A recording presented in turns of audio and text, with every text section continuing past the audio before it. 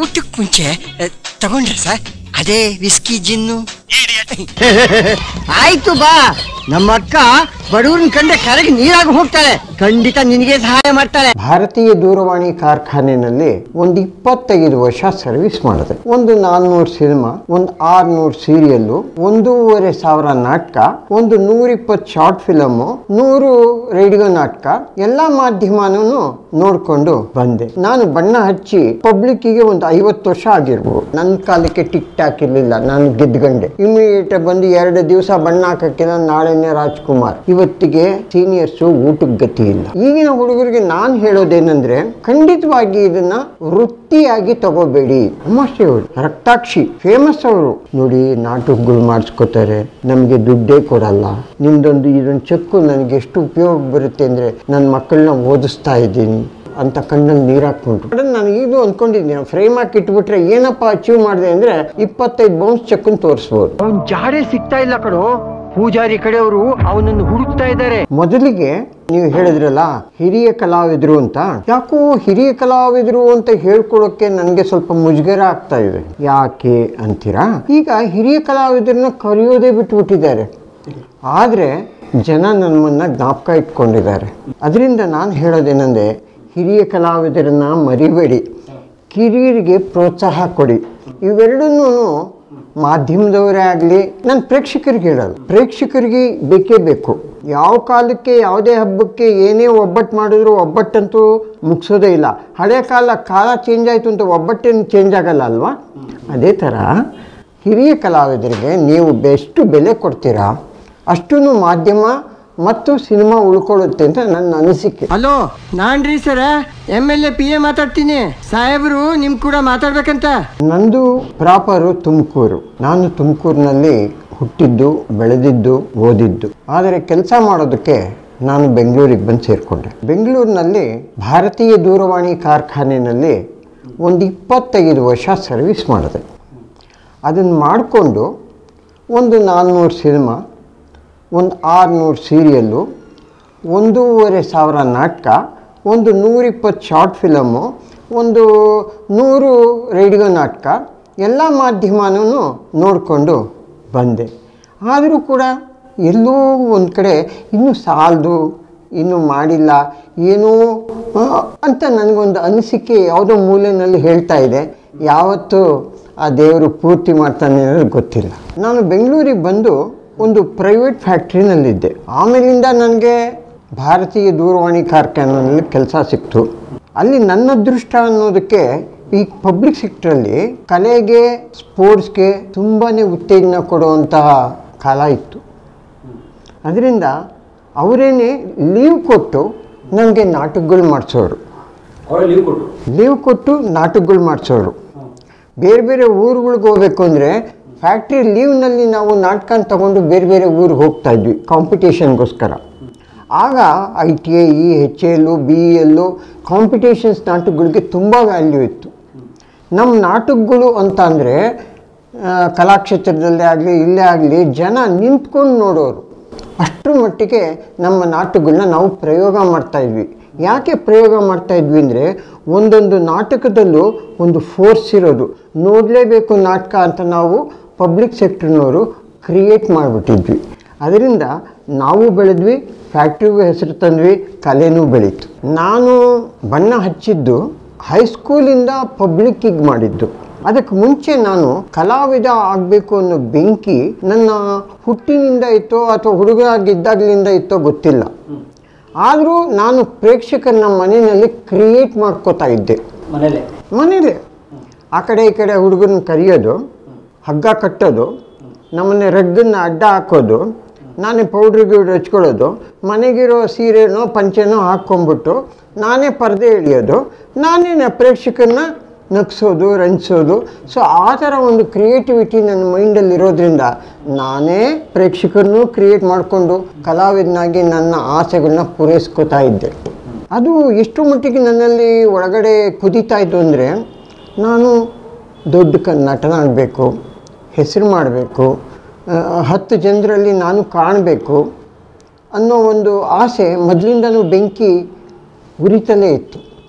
ಆದರೆ ಅದಕ್ಕೆ ನನ್ನ ತಂದೆಯವರು ಪ್ರೋತ್ಸಾಹ ಕೊಡ್ತಾ ಇರಲಿಲ್ಲ. ಯಾಕೆಂದರೆ ನನ್ನ ತಂದೆ ಮಿಲ್ಟ್ರಿ ಕ್ಯಾಪ್ಟನ್. ಮಿಲ್ಟ್ರಿಯವ್ರಿಗೆ ಗೊತ್ತಲ್ಲ, ಏನಿದ್ರು ಮಿಲ್ಟ್ರಿ ಏಕಮಾರ್ ದೋತು ಕೂಡ. ಅವರಿಗೆ ಓದು ಮನೆ ಎರಡೇ ಬೇಕಾಗಿರೋದು, ಯಾವ ಕಲೆ ಗಿಲೆ ಎಲ್ಲ ಬೇಕಿರಲಿಲ್ಲ ಅವರಿಗೆ. ಯಾಕೆಂದರೆ ಆಗ ಕಲೆಗೆ ವ್ಯಾಲ್ಯೂ ಇರಲಿಲ್ಲ. ಕಲಾವಿದ ಅಂತ ಅಂದರೆ ಎಷ್ಟು ನಿಕೃಷ್ಟವಾಗಿ ನೋಡ್ತಾ ಇದ್ರು ಅಂತಂದರೆ ಒಬ್ಬ ಕಲಾವಿದನಿಗೆ ಹೆಣ್ಣು ಕೊಡ್ತಾ ಇರಲಿಲ್ಲ. ಆ ಕಾಲದಲ್ಲಿ ನಾನು ಬಣ್ಣ ಹಚ್ಕೊಂಡು ತಂದೆ ಕೈಲಿ ಬೈಸ್ಕೊಂಡು ಹೇಗೋ ಕಷ್ಟ ಬಿದ್ದು ಬರ್ತಾಯಿದ್ದೆ. ಆಗ ಒಂದು ನಾಟಕದೊಂದು ಫೋಟೋ ತೊಗೋಬೇಕು ಅಂದರೆ ಎಷ್ಟು ಕಷ್ಟ ಆಗೋದು ಗೊತ್ತಾ? ಎಲ್ಲಿ ಹಿಡೀಲಿ ಫೋಟೋಗ್ರಾಫರ್ನ? ಈಗ ಅಂದರೆ ಮೊಬೈಲ್ಸ್ ಬಂದಿದೆ, ಇಮ್ಮಿಡಿಯೇಟಾಗಿ 1000 ಕ್ಲಿಪ್ಸ್ ಮಾಡ್ಬೋದು. ಆವಾಗಿರಲಿಲ್ಲ. ನನಗೆ ಒಂದು ನಾಟಕದ ಒಂದು ಫೋಟೋ ತೊಗೋಬೇಕು ಅಂದರೆ ಎಷ್ಟು ಕಷ್ಟ ಆಗೋದು ಅಂತಂದರೆ ಹಳೇದನ್ನು ನಾನು ಎಲ್ಲಿಂದ, ಆಮೇಲೆ ಹಳೇದು ನಾನು ನಾಟಕ ಮಾಡಬೇಕಾದ್ರೆ ನನಗೊಂದು ಅವಾರ್ಡ್ ಬರುತ್ತೆ, ಜನ ನಾನು ಕೇಳ್ತಾರೆ ಅನ್ನೋ ಮೈಂಡೇ ಇಲ್ಲ. ನಾನು ಕಲಾವಿದ ಆಗಬೇಕು ಅಷ್ಟೇ ನನಗೆ ಗೊತ್ತಿದ್ದಿದ್ದು. ಈಗ ನನ್ನ ಹಳೇದು ಜ್ಞಾಪಿಸ್ಕೊಂಡ್ರೆ ಹೇಗೆ ಏನು ಅವನ್ನೆಲ್ಲ ಯಾಕೆ ಮಾಡಲಿಲ್ಲ ಅಂತ ಪ್ರಶ್ನೆ ಕೇಳಿದರೆ ನನ್ನಲ್ಲೇ ಉತ್ತರ ಇಲ್ಲ. ನಾನು ನಿಮಗೆ ಇನ್ನೇನು ಹೇಳಿ, ಆದರೂ ಕಲಾ ಸೇವೆನ ಅಲ್ಲಿಂದನೂ ಮಾಡಿಕೊಂಡು ಬಂದಿದ್ದೀನಿ. ನಾನು ಬಣ್ಣ ಹಚ್ಚಿ ಪಬ್ಲಿಕ್ಕಿಗೆ ಒಂದು 50 ವರ್ಷ ಆಗಿರ್ಬೋದು.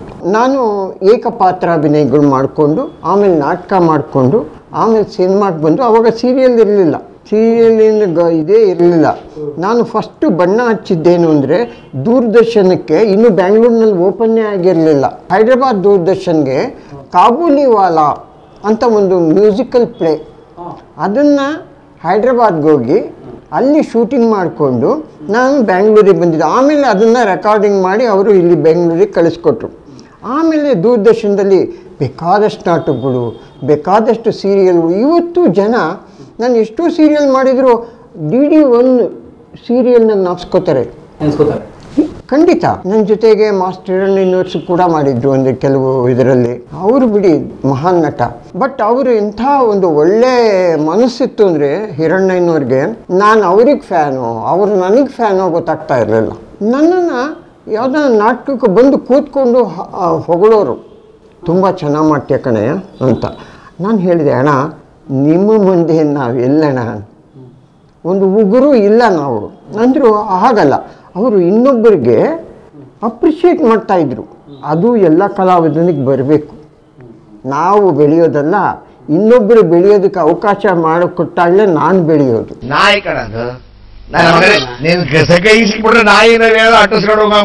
ಆಮೇಲೆ ಇನ್ನೂ ಒಂದು ಸಲ ಏನಾಯ್ತು ಅಂದರೆ, ಡಾಕ್ಟರ್ ರಾಜ್ಕುಮಾರ್ ಅವರು ಕರಿಬಸವಯ್ಯನವರು ಅಂತ ಕಂಠೀರವ ಸ್ಟುಡಿಯೋ ನಿರ್ಮಾಪಕರು, ಅವತ್ತಿಗೆ ಅವರಿಂದಲೇ ಕಂಠೀರವ ಸ್ಟುಡಿಯೋ ಆಗಿದ್ದು. ಅವರ ಮನೆಗೆ ರಾಜ್ಕುಮಾರ್ ಅವರು ಅವ್ರ ಮಿಸ್ಸೆಸ್ಸು ಕಂಟಿನ್ಯೂಸ್ ಬರ್ತಾ ಇದ್ರು. ಆಗ ಅವ್ರ ಮನೆಗೆ ಬಂದು ಒಂದು ಕಪ್ ಟೀ ಕುಡ್ಕೊಂಡು ಹೋಗೋದು ಅವ್ರದ್ದು ಅಭ್ಯಾಸ.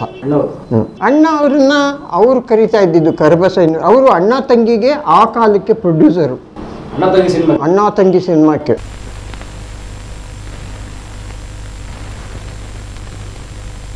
ಕರೆದು ಇವ್ರ ಹತ್ರ ಬಂದು ಒಂದು ಟೀ ಕುಡ್ಕೊಂಡು ಹೋಗೋರು. ನಾನು ಅವತ್ತು ಅವರು ಬಸವೇಶ್ವರ ಅಂತ ಒಂದು ನಾಟಕನ ಮಾಡಿಸ್ತಾ ಇದ್ರು ಕರಿಬಸಯ್ಯನವರು. ಅದಕ್ಕೆ B. ಜಯಮ್ಮನವರು ಅಂದರೆ ಗುಬ್ಬಿ ವೀರಣ್ಣವ್ರ ವೈಫು ಅವರೆಲ್ಲ ಮಾಡ್ತಾಯಿದ್ರು. ಅವ್ರಿಗೆ ಅದೊಂದಿದು, ಬಸವಣ್ಣವರು ಅಂತ ಅಂದರೆ ಅವ್ರಿಗೆ ಬಹಳ ಭಕ್ತಿ. ಅದರ ಬಗ್ಗೆ ನಾಟಕಗಳನ್ನ ಎಷ್ಟು ಮಾಡಿಸಿದ್ದಾರೆ ಅಂದರೆ ಅದು ಲೆಕ್ಕಕ್ಕೆ ಇಲ್ಲ. ಅದರಲ್ಲಿ ನಮ್ಮಂಥ ಒಂದು ಕಲಾವಿದರುಗಳಿಗೆ ತುಂಬ ಅವಕಾಶ ಆಯಿತು ಮಾಡೋಕ್ಕೆ. ಒಂದು ಸಲ ಇವರಿಬ್ಬರು ಪಾರ್ವತಮ್ಮನವರು, ಇವರು ರಾಜ್ಕುಮಾರ್ ಅವರು ಬರೋದಿತ್ತು. ನನ್ನ ಆರಾಧ್ಯ ನೋಡಿ, ಇವತ್ತು ಮುತ್ತಣ್ಣನು ಅವ್ರ ಹೆಂಡತಿ ಬರ್ತಾರೆ, ಟೀ ಕೊಟ್ಬಿಡು ಅಂದು. ಅವ್ರು ಯಾವತ್ತೂ ರಾಜ್ಕುಮಾರ್ ಅಂತ ಹೇಳ್ತಿರಲಿಲ್ಲ, ಮುತ್ತಣ್ಣ ಅಂತ ಹೇಳ್ತಿದ್ದಿದ್ದು. ಮುತ್ತಣ್ಣನು ಅವ್ರ ಹೆಂಡತಿ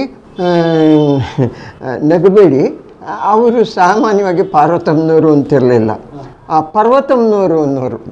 ಅದಕ್ಕೆ ಅವರ ಒಂದು ಅವರೇನು ಒಂದು ಪ್ರೀತಿ ವಿಶ್ವಾಸ ಅಂತ ಹೇಳ್ಬೋದು, ಆತ್ಮೀಯತೆ. ನನಗೆ ಫಸ್ಟು ಶಾಕ್ ಆಯಿತು. ಆಮೇಲೆ ಅಣ್ಣ ಏನಂದ್ರಿ? ಅದೇ ಕಣಯ್ಯ ಪರ್ವತಮ್ಮ ಬರ್ತಾರೆ, ಟೀ ಕೊಡು ಅಂತಂದು. ಆಯ್ತಣ್ಣ ಅಂತ ಅಂದೆ. ಸರಿ ಬಂದರು, ಕೂತ್ಕೊಂಡ್ರು. ನನಗೆ ಅವತ್ತಿಗೆ ಸ್ವರ್ಗ ಮೂರೇ ಗೇಣು. ರಾಜ್ಕುಮಾರ್ ಅವ್ರಿಗೆ ನಾನು ಟೀ ಕೊಡ್ತೀನಿ ಅಂದರೆ ಅದಕ್ಕಿಂತ ಇನ್ನೇನು ಸೌಭಾಗ್ಯ ಎಲ್ಲಿರುತ್ತೆ. ಆಯಿತು ಅಂತ ಟೀನ ಎಲ್ಲ ರೆಡಿ ಮಾಡ್ಕೊಂಡು ಅವ್ರು ಬರೋದಕ್ಕೆ ಅರ್ಧ ಗಂಟೆ ಮುಂಚೆನೇ ಟೀ ರೆಡಿ ಮಾಡ್ಕೊಂಡು ಇದ್ದೆ. ಬಂದರು. ಅವರು ಅಣ್ಣ ಅವ್ರ ಹತ್ರ ಮಾತಾಡ್ತಾ ಇರ್ಬೇಕಾದ್ರೆ ನಾನು ಹೊಗಳಿದೆ ಅಷ್ಟೊತ್ತಿಗೆ ಅವರ ಸಿನಿಮಾಗಳು ಇದು ಎಲ್ಲ ತುಂಬ ಹೊಗಳಿದೆ ನನ್ನ ಅವ್ರ ಎದುರಿಗೆ. ಯಾಕೆ ಅವಾಗ ನಾನಿನ್ನು ಎಂಟ್ರಿ ತಾನೆ, ಎಂಟ್ರಿ ಬರೋ ಹುಡುಗರು ಈಗ ಹೆಂಗೆ ನಮ್ಮನ್ನು ಹೊಗಳ್ತಾರೆ ಹಂಗೆ ಅವತ್ತು ನಾನು ಅವ್ರನ್ನ ಹೊಗಳ್ತಾ ಇದ್ದೆ. ಹೊಗಳ್ದೆ ಇದೇ ಮಾಡಿ ಅವರು ಟೀ ಕುಡಿಯೋವರೆಗೂ ಒಂದು ಪಿಟಿಕ್ಕಂತ ಮಾತಾಡಲಿಲ್ಲ. ಆಮೇಲೆ ಟೀ ಇಟ್ಟರು, ಬಾ ಇಲ್ಲಿ ಕೂತ್ಕೊಬಾ ಅಂದರು. ಅಣ್ಣ ನಿಮ್ಮ ಪಕ್ಕ ನೀ ಕೂತ್ಕೋತೀಯೋ ಇಲ್ವಾ, ನಿನ್ನ ಮಾತು ನಾನು ಕೇಳಿದ್ನ ಇಲ್ವಾ, ಅಲ್ಲಿ ನೀನು ಇಲ್ಲಿ ಕೂತ್ಕೋ. ಸರಿ ಅಣ್ಣ ಏನು ಹೇಳಿ, ಈಗ ಶುರು ಮಾಡ್ತಾ ಇದೆಯಾ ನಾಟಕಗಳು ಸಿನಿಮಾಗಳು ಅಂದರು. ಹ್ಞೂ ಅಣ್ಣ ಈಗ ಶುರು ಮಾಡ್ತಾ ಇದ್ವಿ. ಅವರು ಇಷ್ಟ ತನಕ ನನ್ನನ್ನು ಹೊಗಳಿದೆಯಲ್ಲ ಯಾಕೆ ಅಂದರು. ಏನಣ್ಣ ನಿಮ್ಮನ್ನಲ್ದಲ್ಲ ಇನ್ಯಾರನ್ನ ಹೊಗ್ಲಿಕ್ಕೆ ಸಾಧ್ಯ ಅಂತ ಅಂದೆ. ನಾನೇನು ಇನ್ನೂ ಸಾಧಿಸಿಲ್ಲಪ್ಪ, ನಾನೇನು ಸಮುದ್ರದಲ್ಲಿ ಒಂದು ಬಗಸೆ ನೀರು ತಗೊಂಡಿದ್ದೀನಿ, ಅಷ್ಟಕ್ಕೆ ನೀನು ಹೊಗಳಿಬಿಟ್ರೆ ಹೆಂಗೆ ಅಂತ ಅಂದರು. ನನಗೆ ಅವತ್ತು ಎಷ್ಟು ಒಂದು ಮೈನಲ್ಲಿ ನೀರು ಕಿತ್ಕೊಂಡ್ಬಿಡ್ತು ಅಂದರೆ, ಇಂಥ ಮಹಾನ್ ನಟ ಸಮುದ್ರದಲ್ಲಿ ಒಂದು ಬಗಸೆ ನೀರು ತಗೊಂಡಿದ್ದೀನಿ ಅಂತ ಅಂದುಬಿಟ್ರೆ ಅದೇ ಸಮುದ್ರಕ್ಕೆ ನಾನು ಈ ಕಿರುಬೆರಳು ಇಡಬೇಕಾದ್ರೆ 7 ಜನ್ಮ ಬೇಕಾಗುತ್ತೆ. ಅದರಿಂದ ನಾನು ನೆನೆಸ್ಕೊಂಡು ಯಾವಾಗ ನಾವು ಬೆಳೆಯೋದು, ಯಾವಾಗ ಹೆಸರು ಮಾಡೋದು, ಯಾವಾಗ ಅವತ್ತಿಂದ ಒಂದು ಮಾತು ನಾನು ಕಲಿತೆ, ಎಷ್ಟೇ ಎತ್ತರಕ್ಕೆ ಬೆಳೀಲಿ ಒಬ್ಬ ಕಲಾವಿದ ನಾನು ಕಲಿತಾ ಇದ್ದೀನಿ, ಬೆಳೀತಾ ಇದ್ದೀನಿ ಅನ್ನೋ ಮನೋಭಾವ ಮಾತ್ರ ಇಟ್ಕೋಬೇಕು. ನಾನು ಬೆಳೆದೆ ಅಂದ ನೆಕ್ಸ್ಟ್ ಡೇನೇ ಅವನು ಸತ್ತೋದ ಅಂತ ಯಾವತ್ತೂ ಪೂರ್ಣ ಮಾಡೋಕ್ಕೆ ಸಾಧ್ಯವೇ ಇಲ್ಲ ಕಲಾವಿದ, ನನ್ನ ಒಂದು ಅನುಭವದಲ್ಲಿ. ಈಗ ಬರೋರು ಏನು ಮಾಡ್ತಾರೆ ಹುಡುಗರು, ತಪ್ಪೋ ಸರಿನೋ ನಂಗೆ ಗೊತ್ತಿಲ್ಲ, ಇಮಿಡಿಯೇಟಾಗಿ ಬಂದು 2 ದಿವಸ ಬಣ್ಣ ಹಾಕೋಕ್ಕಿಲ್ಲ, ನಾಳೆನೇ ರಾಜ್ಕುಮಾರ್. ನಾನು ಇವರಿಗೆ ಹಾಗಲ್ಲಪ್ಪ, ತುಂಬ ಕಷ್ಟ ಬೆಳಿಬೇಕು, ರಂಗಭೂಮಿಗೆ ಹೋಗಬೇಕು, ಯಾರ್ಯಾರು ಒಬ್ಬ ಗುರುಗಳನ್ನ ಇಟ್ಕೋಬೇಕು, ಮಾಡಬೇಕು ಅಂತ ಎಷ್ಟು ಹೇಳ್ತೀನಿ, ಕೇಳಲ್ಲ. ಸರ್ ಈಗೊಂದು ಈಚೆಗೆ ಅದು ಪುಣ್ಯ, ನನ್ನ ಕಾಲಕ್ಕೆ ಟಿಕ್ ಟಾಕ್ ಇರಲಿಲ್ಲ, ನಾನು ಗೆದ್ದುಗಂಡೆ. ಟಿಕ್ ಟಾಕೆ ನಾನು ಅವಾಗ ಬಂದುಬಿಟ್ಟಿದ್ರೆ ನಾನು ಕಲಾವಿದ ಆಗ್ತಿದ್ನೋ ಇಲ್ವೋ ಗೊತ್ತಿಲ್ಲ. ಈಗಂತೂ ನಿಜವಾಗಿ ಟಿಕ್ ಟಾಕ್ ಮಾಡೋರು ಯಾರೂ ಕಲಾವಿದರಾಗಲ್ಲ. ಯಾಕೆ ಅಂತೀರಾ, ಟಿಕ್ ಟಾಕನ್ನು ನೋಡೋರು ಅವ್ರ ಮನೆಯವರು, ಅವ್ರ ಫ್ರೆಂಡ್ಸು, ಅವ್ರೇನು ಮಾಡ್ತಾರೆ ಹೊಗಳ್ಳೇಬೇಕು. ಆದರೆ ಹೊಗಳ್ತಾರೆ ಅಂದಾಗ ಟೆಕ್ನಿಕಲ್ ಆಗಿ ಏನು ತಪ್ಪು ಅವನಿಗೆ ಗೊತ್ತಾಗಲ್ಲ.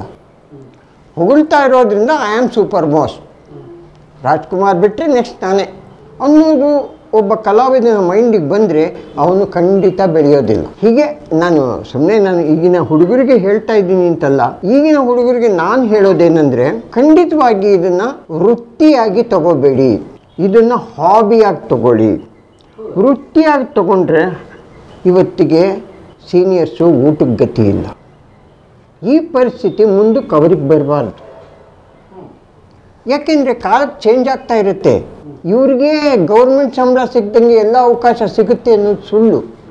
ಬೆಳೆಯೋದಕ್ಕೆ ಭಾಳಷ್ಟು ವರ್ಷಗಳಾದಾಗ ಇನ್ನು ಉಳ್ಕೊಳ್ಳೋದು ಎಷ್ಟು ವರ್ಷ, ಹೆಂಡತಿ ಮಕ್ಕಳನ್ನ ಸಾಕೋದು ಎಷ್ಟು ವರ್ಷ, ದುಡ್ಡೆಲ್ಲಿಂದ, ಕಲೆಯಿಂದನೇ ದುಡ್ಡು ಬರುತ್ತೆ ಅಂತ ನೀವು ಹೇಳ್ತೀರಾ ಸಾಯೋವರೆಗೂ.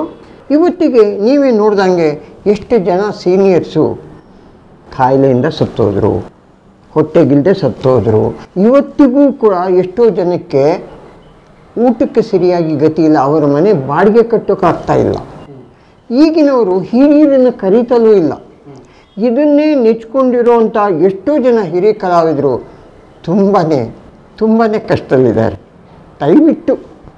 ದಯವಿಟ್ಟು ಮಾಧ್ಯಮದವರೇ ಆಗಲಿ, ಪ್ರೊಡ್ಯೂಸರ್ಸೇ ಆಗಲಿ, ಡೈರೆಕ್ಟ್ರುಗಳಾಗಲಿ ಸೀನಿಯರ್ಸನ್ನ ಬಿಡಬೇಡಿ. ಅವ್ರಿಗೆಲ್ಲೋ ಒಂದು ಕಡೆ ಕರೆದು ಅವಕಾಶ ಮಾಡಿಕೊಡಿ. ಇಲ್ಲಾಂದರೆ ನೀವು ಅವರಿಗೆ ಫೋಟೋಕ್ಕೆ ಹಾರ ಹಾಕ್ಬಿಟ್ಟು ತಿಥಿ ಮಾಡ್ತೀರಾ, ಊಟ ಮಾಡ್ತೀರಾ. ಅದ್ರ ಬದಲಾಗಿ ಬದುಕಿದ್ದಾಗ ಒಂದು ತನ್ನ ಹಾಕಿದ್ರೆ ನಿಮ್ಗೆ ಒಳ್ಳೇದಾಗಲ್ವಾ? ನೀವು ಯೋಚನೆ ಮಾಡಿ. ನಾನು ಹೇಳೋ ಮಾತಲ್ಲಿ ನಿಮಗೆ ಕೆಡ್ಡು ಅನ್ಸಿದ್ರೆ ಕ್ಷಮಿಸ್ಬಿಡಿ. ಉಪ್ಪು ದೋಸೆ ಕೊಡಿಸ್ತೀನಿ. ಕೊಡ್ಸ್ಬೇಕು ಮತ್ತೆ. ಮೆತ್ಕೆ ನನ್ನ ಹೆಂಡತಿ ಪಾನಕ ಕುಡಿತೀರಾ? ಹೇಳಿ, ಪರವಾಗಿಲ್ಲ. ನಾನು ಮೊದಲು ನಾಟಕ ಮಾಡಿದ್ದು ಅಂದರೆ ತುಮಕೂರಿನಲ್ಲಿ ಒಂದು ಗುಬ್ಬಿ ವೀರಣ್ಣ ಅವರ ಹೆಸರಿನಲ್ಲಿ ಏಕಪಾತ್ರಾಭಿನಯ ಒಂದು ಕಾಂಪಿಟೇಷನ್ ಮಾಡ್ತಾಯಿದ್ರು. ಅದೇ ಫಸ್ಟ್ ಸ್ಟೇಜು ನಾನು ಹತ್ತಿದ್ದು. ನನಗೆ ಯಾರೋ ಕೇಳಿದ್ರು, ಸರ್ ಏಕಪಾತ್ರಾಭಿನಯ ಎಲ್ಲ ಮಾಡ್ತಾಯಿದ್ದಾರೆ, ನೀವು ಇಲ್ಲೆಲ್ಲ ಮನೆಯಲ್ಲೆಲ್ಲ ಮಾಡ್ತೀರಲ್ಲ, ಅಲ್ಯಾಕೆ ಮಾಡಬಾರ್ದು ನನಗೆ ಹಾಂ ಆಯಿತು ಅಂತ ಹೆಸರು ಕೊಟ್ಟು ಬಂದುಬಿಟ್ಟೆ. ಅವಾಗೇನು ದುಡ್ಡು ಗಿಡ್ಡು ಏನು ತೊಗೋತಾ ಇರಲ್ಲ, ಯಾರು ಹೆಸರು ಕೊಡ್ತಾರೆ ಅವರಿಗೆ ಮಾಡಿಸೋರು. ಏನು ಮಾಡೋದು? ಈಗ ನನಗೆ ಯಾರು ಗುರು ಇಲ್ಲ, ನನಗೆ ನಾನೇ ಗುರು. ಸರಿ, ಮನೆಯಲ್ಲಿ ಮಾಡಿನಲ್ಲಿ ಕೂತಿದ್ದಾಗ ಎದುರುಗಡೆ ಮನೆಯಲ್ಲಿ ಒಂದು ಅಜ್ಜಿ ಅಂತಂದರೆ ಈಗಿನ ಕಾಲದಲ್ಲಿ ಆವಾಗ ಈ ಬ್ರಾಹ್ಮಿನ್ಸು ಈ ರೆಡ್ಡು ಸೀರೆ ಹಾಕ್ಕೊಂಡು ಪೂರ್ತಿ ಬೋಡಿಸ್ಕೊಂಡು ಇದು ಮಾಡ್ತಾರಲ್ಲ, ಆ ಥರ ಒಂದು ಅಜ್ಜಿ ಕೆಂಪು ಸೀರೆ ಹಾಕ್ಕೊಂಡು ಹೊರಗಡೆ ಬಂತು. ಸ್ವಲ್ಪ ಅವರು ವಯಸ್ಸಾದ್ರು, ಕೋಪ ಜಾಸ್ತಿ ಕಾಣುತ್ತೆ. ಅಕ್ಕಪಕ್ಕದ ಹುಡುಗರನ್ನೆಲ್ಲ ಬೈತಾಯಿದ್ರು, ಗಲೀಜು ಮಾಡ್ತವೆ, ಅಂಥ ಮುಂಡೆವು ಇಂಥ ಮುಂಡೆವು ಅಂಥ ಮುಂಡೆವು. ಆ ಥರದ್ದು ಒಂದು ಕ್ಯಾರೆಕ್ಟ್ರನ್ನ ನಾನು ನೋಡಿದೆ, ವಾಚ್ ಮಾಡಿದೆ. ಹೌದು, ಈ ಥರದ್ದೇ ಒಂದು ಯಾಕೆ ನಾನು ಮಾಡಬಾರ್ದು ಅಂತ ಏನೋ ಒಂದು ಹೊಳಿತು. ಸರಿ, ಇದಕ್ಕೆ ಒಂದು ಕೆಂಪು ಸೀರೆ ಬೇಕು. ಇಲ್ಲಿಂದ ತರೋದು ಕೆಂಪು ಸೀರೆನ? ನಮ್ಮ ತಾಯಿನ ಹೋಗಿ ಕೇಳಿದೆ. ಅವರು ಬೈದರು, ಹೋಗೋ ನೀನು ಸೀರೆ ತಗೊಂಡೋಗಿ ಎಲ್ಲ ಬಣ್ಣ ಬರೆದು ಎಲ್ಲ ಕಟ್ ಮಾಡಿ ತಗೊಂಬಂದ್ಬಿಡು, ಆಮೇಲೆ ನಿಮ್ಮಪ್ಪ ನನಗೆ ಹೊಡಿತಾರೆ ಅಂತ. ನಾನು ಇನ್ನು ನಮ್ಮಮ್ಮನ ಕೇಳಿದರೆ ಆಗೋದಿಲ್ಲ ಅಂದ್ಬಿಟ್ಟು ಗೊತ್ತಿಲ್ಲದಂಗೆ ಒಂದು ಸೀರೆ ಹೊತ್ಕೊಂಬಂದ್ಬಿಟ್ಟೆ. ಕೆಂಪು ಸೀರೆ ಹೊತ್ಕೊಂಡು ಅದಕ್ಕೆ ಫಸ್ಟ್ ಕ್ಲಾಸ್ ಬ್ಲೌಸ್ ಎಲ್ಲ ಹಾಕ್ಕೊಂಡು ನಮ್ಮ ಮುಂದೆ ಹಾಕ್ಕೊಂಡ್ಬಿಟ್ಟೆ. ಆದರೆ ಪೆದ್ದು ಮುಂಡೆದು ನಾನು. ಆ ಅಜ್ಜಿದಿರು ಬ್ಲೌಸ್ ಹಾಕಲ್ಲ ಅಂತ ಗೊತ್ತಿಲ್ಲ ನನಗೆ. ಸರಿ, ಜೋರಾಗೆಲ್ಲ ಬ್ಲೌಸು ಎಲ್ಲ ಹಾಕ್ಕೊಂಬಿಟ್ಟು ಒಂದು ಚೆಂಬಲ್ಲಿ ನೀರು ತೊಗೊಂಡ್ಬಿಟ್ಟು ಅಜ್ಜಿ ಏನೇನು ಮಾಡ್ತು ಜ್ಞಾಪಿಸ್ಕೊಂಡೆ. ಸ್ವಲ್ಪ ಅಲ್ಲಿ ಹಾಕೋದು, ಕಾಲಿಡೋದು, ಇನ್ನೊಂದು ಸ್ವಲ್ಪ ಮುಂದಕ್ಕೆ ಹಾಕೋದು, ಕಾಲಿಡೋದು. ಅಯ್ಯೋ, ಅನಿಷ್ಟು ಮುಂಡೆವು ಆ ಮುಂಡೆವು ಗಲೀಜು ಮಾಡಿಬಿಡ್ತಾವೆ, ನಮ್ಮ ಮೈಲಿಗೆ ಎಲ್ಲ ಹಾಗೋಯ್ತು ಅಂತ ಏನೋ ಒಂದಷ್ಟು ಡೈಲಾಗ್ ಹೇಳಿದೆ. ಕ್ಲಾಪ್ಸು ಬಿತ್ತು. ನನಗೆ ಧೈರ್ಯ ಬಂತು. ಒಂದೇನಾಯಿತು ಅಂತ ಅಂದರೆ, ಈ ಸ್ಟೇಜ್ ಹತ್ತಬೇಕಾದ್ರೆ ಮುಂದ್ಗಡೆ ಒಂದು 2 ಸ್ಟೂಲ್ ಇಟ್ಟಿದ್ರು. ಒಂದು ಚಿಕ್ಕ ಸ್ಟೂಲ್ ಹತ್ತಕ್ಕೆ 2ನೇ ಸ್ಟೂಲು. ಈ 2ನೇ ಸ್ಟೂಲ್ಗೆ 4 ಕಾಲು ಪೈಕಿ 1 ಕಾಲು ಮೋಟ ಇತ್ತು. ಅದಕ್ಕೆ 2 ಇಟ್ಟಿಗೆ ಇಟ್ಟಿದ್ರು. ನಾನು ಫಸ್ಟು ಮೆಟ್ಲು ಹತ್ತಿದ್ದೆ. 2ನೇ ಮೆಟ್ಲು ಹತ್ತಬೇಕಾದ್ರೆ ಸ್ವಲ್ಪ ಅದು ಜರುಗೈತೆ ಅಂತ ಕಾಣುತ್ತೆ, ಗೊತ್ತಿಲ್ಲ ನನಗೆ. ಸರಿ, ಗೊತ್ತಲ್ಲ, ಈ ಅಜ್ಜಿದಿರೋ ಗಂಟು, ಒಂದು ಕಡ್ಡಿ ಎಲ್ಲ ಇಟ್ಕೊಂಡು, ಚೊಂಬು ಎಲ್ಲ ಇಟ್ಕೊಂಡು ಹತ್ಬಿಟ್ಟೆ. ಈ ಕ್ಲಾಪ್ಸ್ ಹೊಡೋದು ಖುಷಿನಲ್ಲಿ ಅಜ್ಜಿ ಹಂಗೆ ಇಳಿಬೇಕು ಅಂತ ಗೊತ್ತಾಗ್ಬಿಡುವ ಈ ಮುಂದ್ಕೊಂಡೋದಕ್ಕೆ ಖುಷಿನಲ್ಲಿ ಜೋರ ಬಂದ್ಬಿಟ್ಟೆ. ಬಿದ್ದೆ ಅಂದರೆ ಯಾಕೆ ಹೇಳ್ತೀರಾ? ಸೀರೆ ಇಲ್ಲಿ ತನಕ ಮಂಡಿ ತನಕ ಬಂದ್ಬಿಡ್ತು. ಕೋಲೊಂದು ಕಡೆ, ಚೊಂಬೊಂದು ಕಡೆ, ನಾನೊಂದು ಕಡೆ, ದೇವರೇ ಗತಿ. ಅದಕ್ಕೂ ಕ್ಲಾಪ್ಸು. ನನಗೆ ಆಮೇಲೆ ಒಳಗಡೆ ಓಡೋಗ್ಬಿಟ್ಟೆ, ಇನ್ನೂ ಆಯಿತು ಅಂತ. ಆಮೇಲೆ ಒಬ್ಬರು ಜಡ್ಜಸ್ಸು ಒಳಗಡೆ ಓಡಿ ಬಂದರು. ಏನ್ರಿ ಬಿದ್ದುಬಿಟ್ರಿ, ಏನು ಗಾಯ ಏನೂ ಆಗಿಲ್ವಲ್ಲಪ್ಪ ಅಂತ ಅಂದರು. ನನಗೆ ಗಾಯ ಏನೂ ಆಗಿಲ್ಲ ಸರ್ ಅಂತ. ಅಷ್ಟೊತ್ತಿಗೆ ನನಗೆ ಸೆನ್ಸೇಷನ್ ಸೀರಿಯದು ಎಲ್ಲಿರುತ್ತೆ, ಎಲ್ಲ ಬಿದ್ದೋಗಿತ್ತು. ಬ್ಲೌಸಲ್ಲಿ ಮಾತ್ರ ನಿಂತಿದ್ದೆ. ಅವ್ರು ಹಿಂಗೆ ನೋಡ್ತಾವ್ರೆ. ಅಯ್ಯೋ ಸರ್, ಅಲ್ಲೇನು ನೋಡ್ತೀರಾ, ಬರೀ ಬಟ್ಟೆ ತುರುಕಿದ್ದೀನಿ ನೋಡಿ ಅಂತ ತೆಗೆದೆ. ಅವ್ರಿಗೆ ನಗು ಬಂದ್ಬಿಟ್ಟು ತಡಿಲಾರ್ದೆ ಹೊರಟೋದ್ರು. ಆಮೇಲೆ ಇನ್ನೊಂದು ಅವತ್ತೇನೆ ಎಲ್ಲ ಪ್ರೈಸ್ ಡಿಸ್ಟ್ರಿಬ್ಯೂಷನು ಎಲ್ಲ ಇತ್ತು. ಆಮೇಲೆ ಬಂದೆ ನೋಡಿದೆ, ಫಸ್ಟ್ ಕರೀತಾ ಇದ್ದಾರೆ. ಸರ್, ನಿಮ್ಮ ಹೆಸರು ಕರೀತಾ ಇರೋದು ನೋಡಿ ಎಂದು. First place. ಅಯ್ಯೋ ಶಿವನೇ, ಅಲ್ಲ ನಾನು ಏನೂ ಮಾಡ್ದಲ್ಲೇ ಇದಕ್ಕೆ ಫಸ್ಟ್ ಪ್ಲೇಸ್ ಬಂದಿದೆ ಅಂದರೆ ನನ್ನಲ್ಲಿ ಎಲ್ಲೂ ಒಳಗಡೆ ಬೆಂಕಿ ಇದೆ.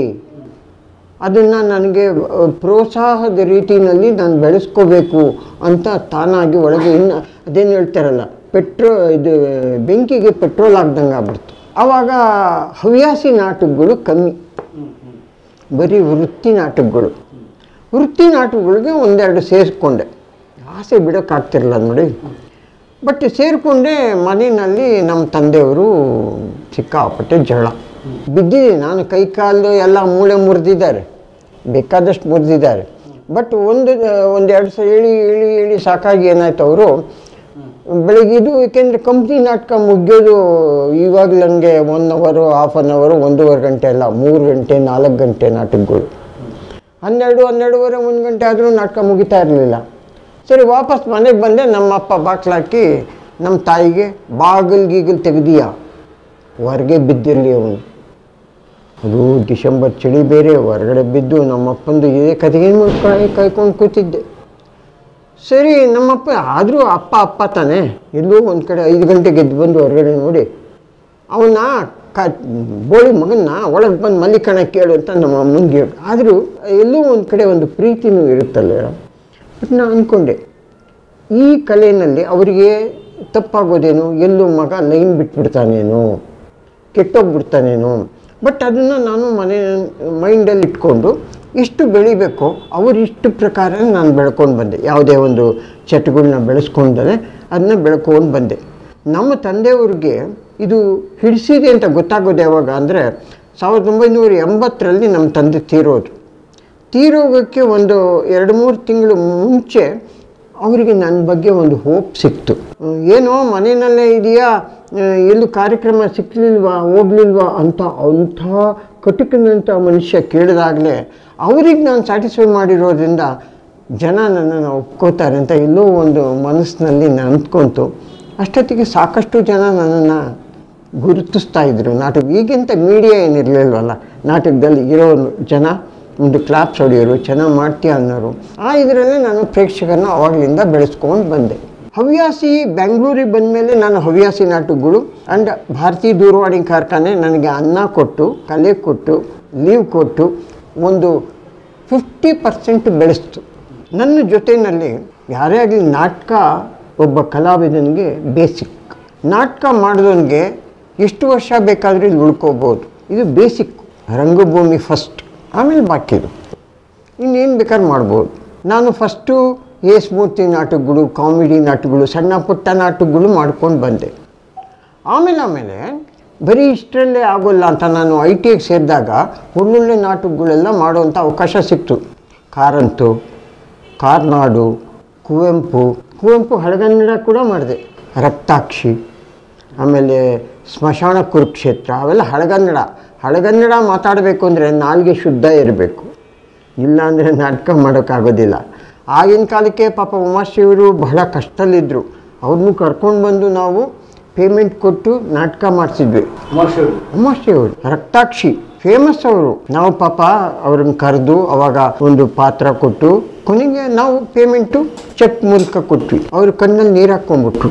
ಯಾಕೆ ಉಮಾಶ್ರೀಯವರೇ ನೋಡಿ, ನಾಟಕಗಳು ಮಾಡಿಸ್ಕೋತಾರೆ, ನಮಗೆ ದುಡ್ಡೇ ಕೊಡಲ್ಲ, ಬಹಳ ಕಷ್ಟದಲ್ಲಿದ್ದೀನಿ, ಇದೊಂದು ಚೆಕ್ಕು ನನಗೆ ಎಷ್ಟು ಉಪಯೋಗ ಬರುತ್ತೆ ಅಂದರೆ ನನ್ನ ಮಕ್ಕಳನ್ನ ಓದಿಸ್ತಾ ಇದ್ದೀನಿ, ತುಂಬ ಅನುಕೂಲ ಆಯಿತು ಅಂತ ಕಣ್ಣಲ್ಲಿ ನೀರು ಹಾಕ್ಕೊಂಡ್ರು.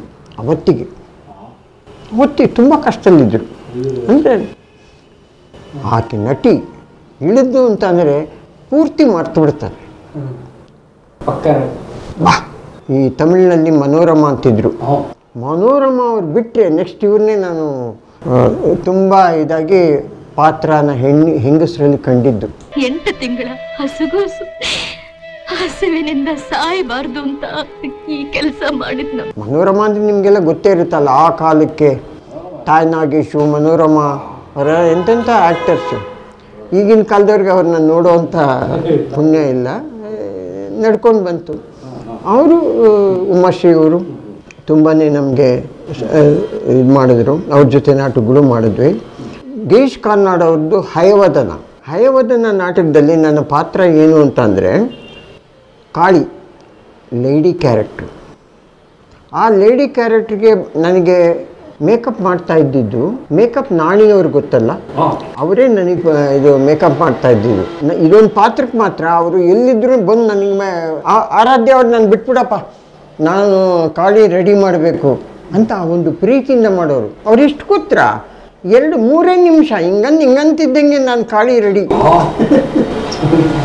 ಗಂಟೆಗಟ್ಟಲೆ ಮೇಕಪ್ಪೇ ಇಲ್ಲ. ಅಂದರೆ ಅವರಿಂದ ಎಷ್ಟೋ ಜನ ಶಿಷ್ಯರು ಬೆಳೆದಿದ್ದಾರೆ. ಇವತ್ತಿಗೆ ಮೇಕಪ್ ಮ್ಯಾನ್ಸ್ ಇದ್ದಾರಲ್ಲ, ಬಹಳಷ್ಟು ಜನ ನಾಣಿಯವರ ಹೆಸರು ಹೇಳ್ಕೊಂಡು ಇವತ್ತಿಗೆ ಊಟ ಮಾಡ್ತಾ ಇದ್ದಾರೆ. ಅವರು ಯಾರ ತವಲು ಕಾಸು ತಗೋತಾ ಇರಲಿಲ್ಲ.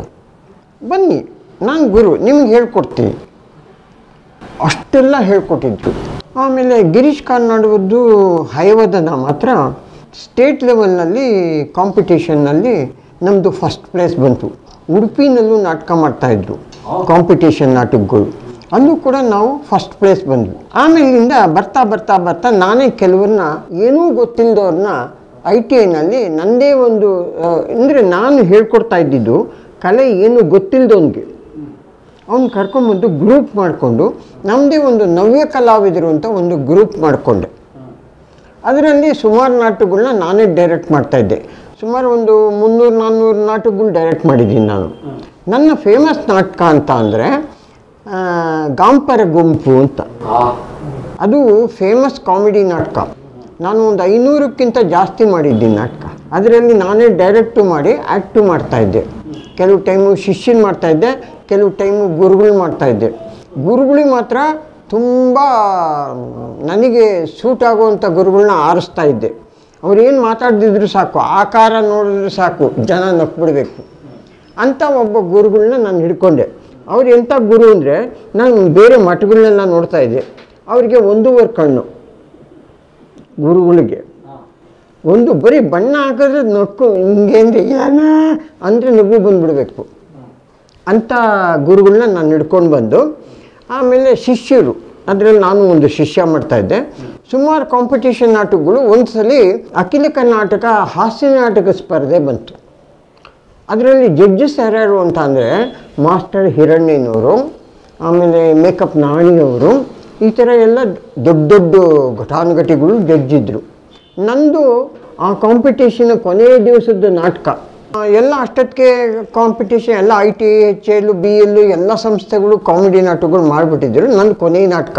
ಆಮೇಲೆ ನಾಣಿಯವರು ಈ ನಾಟಕನ ಮಾಡ್ತಾಯಿದ್ರಂತೆ, ರೈಟರ್ ಜೊತೆಗೆ ಮಾಡ್ತಾಯಿದ್ರಂತೆ. ಆಮೇಲೆ ಅವ್ರಿಗೆ ಗೊತ್ತಿತ್ತು, ಅಯ್ಯೋ ಈ ನಾಟಕ ನಮ್ಮಷ್ಟು ಅವರೆಲ್ಲ ಎಲ್ಲಿ ಮಾಡ್ಕೋತಾರೆ ಅಂತ ಎಲ್ಲ ರೆಡಿ ಮಾಡಿ ಇಟ್ಬಿಟ್ಟಿದ್ರು. ಫಸ್ಟ್ ಯಾವುದು, ಸೆಕೆಂಡ್ ಯಾವುದು, ಥರ್ಡ್ ಯಾವುದು ಅಂತ ನಾಟಕ. ಇನ್ನೇನು ಅವತ್ತೇ ಪ್ರೈಸ್ ಡಿಸ್ಟ್ರಿಬ್ಯೂಷನ್. ನಮ್ಮ ನಾಟಕ ಶುರುವಾಯಿತು. ನಮ್ಮ ನಾಟಕ ಶುರುವಾಗಿದ್ದು ಮುಗೀತಷ್ಟಕ್ಕೆ ಅವರೇನು 1, 2, 3 ಬರ್ತೀರಿ, ಎಲ್ಲ ಉಲ್ಟಾ. ಅಷ್ಟು ಮಟ್ಟಿಗೆ ನಾನು ಆ ನಾಟಕನ ರೆಡಿ ಮಾಡಿದ್ದೆ. 2.5 hours ನಾಟಕನ 1.5 hourಗೆ ನಾನು ಇಳಿಸಿ ಅದನ್ನು ಅಷ್ಟು ಮಟ್ಟಿಗೆ ನಾನು ಮಾಡ್ಕೆ. ಆ್ಯಂಡ್ ಫಸ್ಟ್ ಪ್ಲೇಸ್ ನಂದೆ. ಬೆಸ್ಟ್ ಡೈರೆಕ್ಷನ್ ನಾನು, ಬೆಸ್ಟ್ ಆ್ಯಕ್ಟರ್ ನಾನು, ಬಟ್ ಬೆಸ್ಟ್ ಮ್ಯೂಸಿಕ್ ಮಾಡಿರಲಿಲ್ಲ. ಹಿರಣ್ಣಯ್ಯನವರೇ ಪ್ರೈಸ್ ಕೊಡೋಕ್ಕೆ ನಿಂತ್ಕೊಂಡ್ರು. ಕರೆದು ಕೊಟ್ಟರು. ಕೊನೆಗೆ ಸ್ಟೇಜ್ ಮೇಲೆ ಹೇಳ್ತಾಯಿದ್ರು, ಏನೇ ಮ್ಯೂಸಿಕ್ ಒಂದು ಯಾಕೆ ಬಿಟ್ಬಿಟ್ಟೆ, ಅದನ್ನು ಹೊಡ್ಕೊಂಬಿಡೋಕ್ಕಿಲ್ವ, ಎಲ್ಲ ಬಡ್ಕ ಬಾಯಿಗೆ ಹಾಕೊಂಬಿಟ್ಟಲ್ಲ ಇದನ್ನು ಪ್ರೈಸ್ಗಳನ್ನ. ಅಣ್ಣ ನಿಮ್ಮಂಥವರೇ ಕೊಡೋದ್ರಿಂದ ನಮ್ಮದೇನಿದೆಯಣ್ಣ ಅಂತ. ಇಲ್ಲ ಚೆನ್ನಾಗಿತ್ತು, ನಾನು ನೋಡಿದೆ ನಾಟಕ ಅಂತ ಅವರು ಅಪ್ರಿಸಿಯೇಷನ್ ಕೊಟ್ಟರು. ಕಾಮಿಡಿನಲ್ಲಿ ಒಬ್ಬ ಕಾಮಿಡಿ ಆ್ಯಕ್ಟ್ರು ಇನ್ನೊಬ್ಬ ಕಾಮಿಡಿಗೆ ಅಪ್ರಿಷಿಯೇಟ್ ಮಾಡೋದು ಈಗಿನ ಕಾಲದಲ್ಲಿ ಭಾಳ ಕಷ್ಟ. ಅಂಥದ್ರಲ್ಲಿ ಅವ್ರು ನನ್ನ ಅಪ್ರಿಷಿಯೇಟ್ ಮಾಡಿದ್ರು. ಹಂಗೆ ಮಾಡಿದಾಗ ಒಂದು ಸಲ ಮನೆಗೆ ಕರೆದ್ರು. ನಾನು ಸಣ್ಣ ಪುಟ್ಟ ನಾಟಕಗಳು ಬರ್ದಿದ್ದೀನಿ, ಬಾ ನೋಡು, ನಿನ್ನ ಕೈಲಾದರೆ ನಿನ್ನ ಗ್ರೂಪಲ್ಲಿ ಮಾಡು ಅಂತ. ನಮ್ಮ ಗ್ರೂಪ್ ಹೆಸರು ನವ್ಯ ಕಲಾವಿದರು ಅಂತ. ನಾವು ಒಂದಷ್ಟು ಎಲ್ಲ ಸಾಫ್ಟ್ವೇರ್ ಇಂಜಿನಿಯರ್ಸು ಎಲ್ಲ ಅವರು ಎಲ್ಲ ಸಣ್ಣ ಪುಟ್ಟ ನೋಡ್ಕೊಂಡು ನಾಟಕಗಳು ಮಾಡ್ತಾಯಿದ್ವಿ. ಸರಿ, ಅವ್ರದಲ್ಲಿ ಒಂದು ನಾಟಕ ಮಾಡಿದೆ, ಮಾಸ್ಟರ್ ಹಿರಣ್ಯನೋದು ಫೋನಾವತಾರ ಅಂತ. ಅದರಲ್ಲಿ ಕ್ಯಾರೆಕ್ಟ್ರೇ 2, ಒಂದು ಮಾಸ್ಟರ್ ಹಿರಣ್ಣಯ್ಯ, 2 ಅವರ ಹೆಂಡತಿ. ಆ ಕ್ಯಾರೆಕ್ಟರ್ ಹೆಸರು ಅದೇ. ಏನಂದರೆ ಮಾಸ್ಟರ್ ಹಿರಣ್ಣಯ್ಯನವ್ರ ಹೆಂಡತಿ ಪ್ರೆಗ್ನೆಂಟ್ ಆಗಿರ್ತಾರೆ. ಇವರು ನಾಟಕ ಮುಗಿಸ್ಕೊಂಡು ಗುಂಡಾಕ್ಕೊಂಡು ಬರೋದೇ ಅಭ್ಯಾಸ ಆಗಿಬಿಟ್ಟಿರುತ್ತೆ. ಇವರಿಗೆ ಒಂದು ಟೈಮ್ ನೀವು ನಾಟಕಕ್ಕೆ ಹೋದಾಗ ಇದು ಹೆರಿಗೆ ನೋವು ಬಂದುಬಿಡುತ್ತೆ. ಫೋನ್ ಮಾಡಿ ಕರೆಸ್ಕೋತಾರೆ. ಅಷ್ಟೊತ್ತು ಕಾಲರ ಹಾಕ್ಕೊಂಡು ಇದಕ್ಕೆ ಮನೆಗೆ ಬರೋದು ಆಟೋದಲ್ಲಿ ಸಂಭಾಷಣೆ ಇದೆಲ್ಲ ಆಗಿ ಅವಾಗೆಲ್ಲ ಈ ಮೊಬೈಲ್ ಏನಿಲ್ಲ, ಇದು ರಿಂಗಿಂಗ್. ಅದನ್ನು ಹಾಸ್ಪಿಟ್ಲಿಗೆ ಟ್ರೈ ಮಾಡ್ತಾರೆ, ಇನ್ನು ಆ್ಯಂಬುಲೆನ್ಸ್ಗೋಸ್ಕರ. ಅದು ಏನು ಮಾಡಿದ್ರು ಕನೆಕ್ಟನ್ ಆಗೋದೇ ಇಲ್ಲ. ಒಂದ್ಸಲಿ ಮಾಡ್ತಾರೆ, ಅದು ದನಿನ ಆಸ್ಪತ್ರೆಗೆ ಹೋಗ್ಬಿಡುತ್ತೆ. ಸ್ವಾಮಿ ಕರ್ಕೊಂಬನ್ನಿ, ಬೇಕಾದ್ರೆ ಅಡ್ಮಿಟ್ ಮಾಡ್ಕೊತೀವಿ ಅಂತ ನಾವು. ಅಲ್ಲ, ಅವರ ಕಾಮಿಡಿ ಸೆನ್ಸಲ್ಲಿ ಎಷ್ಟು ಚೆನ್ನಾಗಿ ಮಾಡಿದ್ರು ಅಂತಂದರೆ. ಆಮೇಲೆ ಕೊನೆಗೆ ಸಾಕಾಗಿ ಕೊನೆಗೆ ಅಂತೂ ಇವ್ರಿಗೆ ಪ್ರೆಗ್ನೆಂಟು ನೋವು ಜಾಸ್ತಿಯಾಗಿ ಇವ್ರು ದಡ ಬಡ ಓಡೋಗಿ ನಾಟಕದ ಪ್ರಕಾರ ಅವ್ರ ಹೆಂಡತಿ ಅದರಲ್ಲಿ ಸತ್ತೋಗ್ಬಿಡ್ತಾರೆ. ಅಂದರೆ ನಾನು ಫೋನ್ನ ನೆಚ್ಕೊಂಡು ಈ ಥರ ಹಾಳಾಗೋದೆ ಅನ್ನೋ ಒಂದು ಸಾರಾಂಶನ ಕೊಟ್ಟಿದ್ದರು. ನಾನು ಹಿರಣ್ಯನವ್ರ ಕಾಮಿಡಿ ನಾಟಕ ಅಲ್ವಾ, ನಾನು ಸ್ವಲ್ಪ ಚೇಂಜ್ ಮಾಡೋಣ ಅಂತ ಅವ್ರು ಕೇಳಲಿಲ್ಲ. ನಾನು ದೊಡ್ಡವ್ರನ್ನ ಕೇಳಿದ್ರೆ ಬೈತಾರಲ್ವ. ಕೊನೆಗೆ ಏನು ಮಾಡಿದೆ, ನಾನೇ ಹೆರಿಗೆ ಮಾಡಿಸೋದು. ಹಿರಣ್ಯನವ್ರ ಕ್ಯಾರೆಕ್ಟರ್ ನಾನು ಮಾಡಿದ್ದೆ. ನಾನೇ ಹೆರಿಗೆ ಮಾಡಿಸ್ಬಿಟ್ಟು ಉಸ್ ಅಂತ ಬಂದು ನಿಂತ್ಕೊತೀನಿ. ಒಳಗೆ ಮಗುವಳು ಸೌಂಡ್ ಬರುತ್ತೆ. ಸೌಂಡ್ ಬಂದಾಗ, ಅಲ್ಲ ಈ ದರಿದ್ರ ನಮಗೊಂದು ಫೋನ್ ತಗೊಳೋದಕ್ಕಿಂತ ನಾನು ಹೆರಿಗೆ ಆಸ್ಪತ್ರೆಯಲ್ಲಿ ಹೆರಿಗೆ ಮಾಡಿಸೋದು ಕಲ್ತಿದ್ರೆ ನಮ್ಮ ಮನೆ ರೋಡ್ನವ್ರಿಗೆಲ್ಲ ಹೆರಿಗೆ ಮಾಡಿಸ್ಬಿಡೋದಾಗಿತ್ತು ಅಂತ ಒಂದು ಕಾಮಿಡಿ ಮಾಡಿ ಬಿಟ್ಬಿಟ್ಟೆ. ಅದು ಅವತ್ತಿಗೆ ಅದು ಫಸ್ಟ್ ಪ್ಲೇಸ್ ನಾಟಕ. ನಾನು ಹಿರಣ್ಣಯ್ಯನವ್ರಿಗೆ ನಮ್ಮ ಟ್ರೂಪಿಂದ ಹಣ್ಣು ಇದು ಎಲ್ಲ ತಗೊಂಡೋಗಿ ಕೊಟ್ಬಿಟ್ಟು, ಅಣ್ಣ ಈ ಥರ ನಿಮ್ಮ ನಾಟಕ ಮಾಡಿದ್ವಿ, ಈ ಥರ ಫಸ್ಟ್ ಪ್ಲೇಸ್ ಬಂತು ಅಂತ ಖುಷಿಯಾಗಿ, ಪರವಾಗಿಲ್ಲ ಕಣೆ ಅಂತ ಅವರು ಖುಷಿ. ಕೊನೆಗೆ ಅಣ್ಣ ಒಂದು ತಪ್ಪಾಗಿ ದಯವಿಟ್ಟು ಕ್ಷಮಿಸ್ಬೇಕು, ಏನು ಹಿಂಗೆ ಕೊನೆನ ಚೇಂಜ್ ಮಾಡಿಬಿಟ್ಟಿದ್ದೀನಿ, ಏನು ಮಾಡೋದು ಅಂತಂದರು. ಹೌದೇನಯ್ಯ, ಭಾಳ ಚೆನ್ನಾಗಿ ಮಾಡಿದ್ಯಾ ಬಿಡ, ನನ್ನ ಎಕ್ಸ್ಪೆಕ್ಟೇಷನ್ಗಿಂತ ಜಾಸ್ತಿ ಇದೆ ಬಿಡು ಅಂತ ಹೊಗಡ್ಬಿಟ್ರು. ಯಾಕೆಂದರೆ ದೊಡ್ಡವರು ನಾಟಕಗಳನ್ನ ಮಾಡಿದಾಗ ಅವರ ಏನೇ ತಿದ್ದುಪಡಿಗಳಾಗಲಿ ರೈಟರ್ಸ್ ಆಗಲಿ ಚೇಂಜ್ ಮಾಡೋಕ್ಕೆ ಇಷ್ಟಪಡಲ್ಲ. ನಾಗರಾವು ಬಂದಾಗ ನೋಡಿ ಮಾಸ್ಟರ್, ಇವರು ಏನೇ ಮಾಡಿದ್ರು ಅವ್ರು ಚೇಂಜ್ ಮಾಡೋಕ್ಕೆ ಹೋಗಲಿಲ್ಲ. ನಾನು ಬರ್ದಂಗೆ ನೀವು ಸಿನಿಮಾ ಮಾಡಬೇಕು, ನಮ್ಮ ರೈಟಿಂಗ್ಸನ್ನ ರೈಟರ್ಸು ಪರ್ಮಿಷನ್ ಕೊಡೋದಿಲ್ಲ. ಆ ಥರ ಇವರು ದೊಡ್ಡವ್ರು ಕೊಟ್ಬಿಟ್ರು. ಆಮೇಲೆ ನೆಕ್ಸ್ಟು ಎಡಿಷನ್ ಪ್ರಿಂಟ್ ಮಾಡಬೇಕಾದ್ರೆ ಮುನ್ನುಡಿನಲ್ಲಿ ಬರೆದಿದ್ದಾರೆ. IT ಆರಾಧ್ಯ ಅವರು ನನ್ನ ಈಗ ಇದು ಕೊನೆಯ ಚೇಂಜ್ ಮಾಡಿ ನಾಟಕನ ಸುಭಿಕ್ಷವಾಗಿ ಮಾಡಿಕೊಟ್ಟಿದ್ದಾರೆ ಅಂತ ನನಗೆ ಬೆವ್ತೋಗ್ಬಿಟ್ಟೆ. ಅಲ್ಲ, ಮುನ್ನುಡಿನಲ್ಲಿ ನಾನು ಯಾವ ಮೂಲೆಯವನು. ಆಮೇಲೆ ಅಣ್ಣ ಏನಣ್ಣ ಈ ಥರ ಎಲ್ಲ ಮುನ್ನುಡಿನಲ್ಲಿ ನೀವು ಬರೆದ್ಬಿಟ್ಟಿದ್ದೀರಲ್ಲ, ಹೌದಯ್ಯ ಸತ್ಯ ಅಂತ ಅಂದರು. ಅಲ್ಲ, ಅವರ ಒಂದು ಮನಸ್ಸಿದೆ, ದೊಡ್ಡತನ ಇದೆಯಲ್ಲ, ಅದಕ್ಕೆ ನಾನು ಅಂದ್ಕೊಂಡೆ ದೊಡ್ಡವ್ರು ಯಾವತ್ತಿದ್ರು ದೊಡ್ಡವರೇ. ಸೊ ಹಾಗಂದ್ಕೊಂಡು ನನ್ನ ಕಾರ್ಯಕ್ರಮನ ಮಾಡಿಕೊಂಡು ಖುಷಿಯಾಗಿ ಬೇಕಾದಷ್ಟು ನಾಟಕಗಳು ಮಾಡ್ಕೊಂಡು ಬಂದೆ. 100,000 ನಾಟಕ ಹತ್ತತ್ರ, ಅಂದರೆ ನಾನೀಗ ಹೇಳ್ತಾ ಇರೋದು 3 ವರ್ಷಕ್ಕೆ ಮುಂಚೆದು. ಆಮೇಲೆ ಏನೇನು ಮಾಡಿದೆ ಎಷ್ಟು ಅಂತ ನಂಗೆ ಜ್ಞಾಪಕ ಇಟ್ಕೊಳಕ್ಕಾಗುತ್ತೆ. ಅತಿ ಆಸೆ ಗತಿ ಕೆಡಿಸ್ತು ಅಂತ ಹಂಗಾಗ್ಬಿಡ್ತದೆ. ಈ ವಿದೇಶ ಪ್ರದೇಶ ಎಲ್ಲ ಬಿಟ್ಬಿಡ್ಲ. ನನ್ನ first picture Vishnuvardhan first picture ಚಿನ್ನ ನಿನ್ನ ಮುದ್ದಾಡುವೆ ಅಂತ. ಅವರು ಸ್ಮಾಲ್ ಕ್ಯಾರೆಕ್ಟರ್ ಮಾಡಿದ್ರು. ಅದಕ್ಕೆ ಸಲೀಲ್ ಚೌಧರಿ ಮ್ಯೂಸಿಕ್ಕು. ಅದು ಗೊತ್ತಿಲ್ಲ, ಅದು ಎಷ್ಟೋ ಜನಕ್ಕೆ ಗೊತ್ತಿಲ್ಲ. ಅದರಲ್ಲಿ ಅವರೇ ಫಸ್ಟ್ ಪಿಕ್ಚರ್ ಅವತ್ತು, ಚಿನ್ನ ನಿನ್ನ ಮುದ್ದಾಡುವೆ ಅಂತ.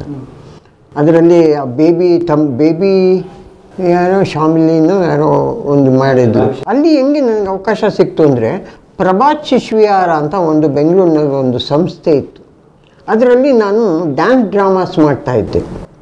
ಡ್ಯಾನ್ಸ್ ಡ್ರಾಮಾಸ್ ಮಾಡ್ತಾಯಿದ್ದಾಗ ಈ ಪ್ರೊಡ್ಯೂಸರ್ ಇದ್ರಲ್ಲ, ಇವರು ಮುಸ್ಲಿಂ ಪ್ರೊಡ್ಯೂಸರು ಸಮೀವುಲ್ಲಾ ಅಂತ, ಅವರು ಈ ಡ್ರಾಮಾಸ್ ನೋಡಿ ಇಡೀ ಡ್ರಾಮಾನೇ ಹಾಕಬೇಕು ನಮ್ಮ ಸಿನಿಮಾಕ್ಕೆ ಅಂತ ಹೇಳಿ ನಮ್ಮನ್ನು ಬಂದು ಆ ಡ್ಯಾನ್ಸನ್ನು ಅಷ್ಟೂ ಅದಕ್ಕೆ ಅಡಾಪ್ಟ್ ಮಾಡಿಕೊಂಡ್ರು. ಅದು ನನ್ನ ಫಸ್ಟ್ ಪಿಕ್ಚರು.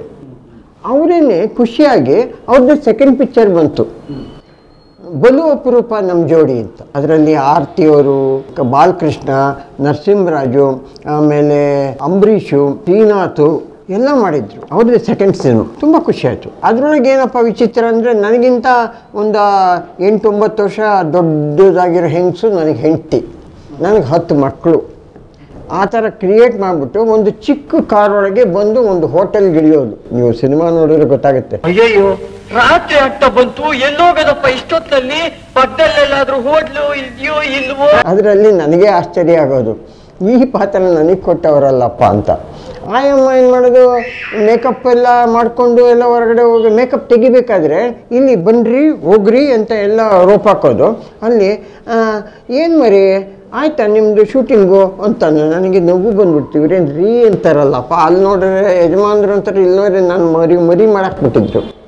ಅಲ್ಲ ಹೇಳಿದ್ದು ಪಾಪ ಅವರ ಇದು ಶಾಂತಮ್ಮನವರು ಅಂತ ಅವರು ಆಗಿನ ಒಂದು ಕಾಲದಲ್ಲಿ ಮಾಡ್ತಾಯಿದ್ರು. ಅದು ನನ್ನ 2ನೇ ಸಿನಿಮಾ. ಅದಾದಮೇಲೆ ಸುಮಾರು ಸಿನಿಮಾಗಳು ಮಾಡ್ಕೊಂಡು ಬಂದೆ. ಸಿನಿಮಾ ಜಾಸ್ತಿ ಯಾಕೆ ಮಾಡೋಕ್ಕಾಗಲಿಲ್ಲ ಅಂದರೆ, ನಾನು ITIನಲ್ಲಿ ಕೆಲಸಕ್ಕಿದ್ದೆ, ಇಂಡಿಯನ್ ಟೆಲಿಫೋನ್ ಇಂಡಸ್ಟ್ರೀಸ್ನಲ್ಲಿ ಕೆಲಸಕ್ಕಿರೋದ್ರಿಂದ ನನಗೆ ಲೀವ್ಸು ಸಿನಿಮಾದಲ್ಲಿ ಏನಾಗೋದು, ಅವಾಗ ಈಗ ಇವತ್ತಿನ ಶೂಟಿಂಗ್ ಇದೆ ಅಂತ ಹೇಳ್ಕೊಡ್ಸೋರು, ಇಡೀ ದಿವಸ ಕೂರಿಸ್ಬಿಡೋರು, ಶೂಟಿಂಗ್ ಆಗ್ತಾ ಇರಲಿಲ್ಲ. ಯಾಕೆಂದರೆ ಹೀರೋ ಇವರಿಲ್ಲ ಅವರಿಲ್ಲ. ಸೊ ಈ ಥರ ಬರೀ ಲೀವ್ಗಳು ಹೋದರೆ ನನಗೆ ಫ್ಯಾಕ್ಟ್ರಿಯಿಂದ ಓಡಿಸ್ಬಿಡೋರು. ಆದರೆ ಸೀರಿಯಲ್ನಾಗ ಹಂಗಾಗ್ತಾ ಇರಲಿಲ್ಲ. ನಮ್ಮನ್ನು ಕರೆದ ಮೇಲೆ ಅವತ್ತು ಶೂಟಿಂಗ್ ಮಾಡಲೇಬೇಕಾಗೋದು. ನಮಗೆ ಇಂಪಾರ್ಟೆಂಟ್ ಏನಂದರೆ, ನಾನು ಒಂದು ಕಡೆ ಕೆಲಸದಲ್ಲಿ ಇದ್ಕೊಂಡು ಪೂರ್ತಿ ಅದಕ್ಕೆ ಇನ್ವೆಸ್ಟ್ ಮಾಡೋಕ್ಕೆ ಟೈಮ್ ಆಗ್ತಾ ಇರಲಿಲ್ಲ. ಆಮೇಲಿಂದ ಯಾರ್ಯಾರು ಬೇರೆಯವರು ಬಂದರು. ತುಂಬ ಜನ ಕೇಳೋರು, ಯಾಕೆ ನೀವು ಸಿನಿಮಾ ಕಮ್ಮಿ ಮಾಡಿದ್ರಿ, ಸೀರಿಯಲ್ಗಳೇ ಜಾಸ್ತಿ ಮಾಡೋದ್ರಿಂದ ನನಗೆ ಅವಕಾಶಕ್ಕೆ ಅನುಕೂಲಕ್ಕೆ ಅಷ್ಟೇ ಸಿಕ್ಕಿದ್ದು.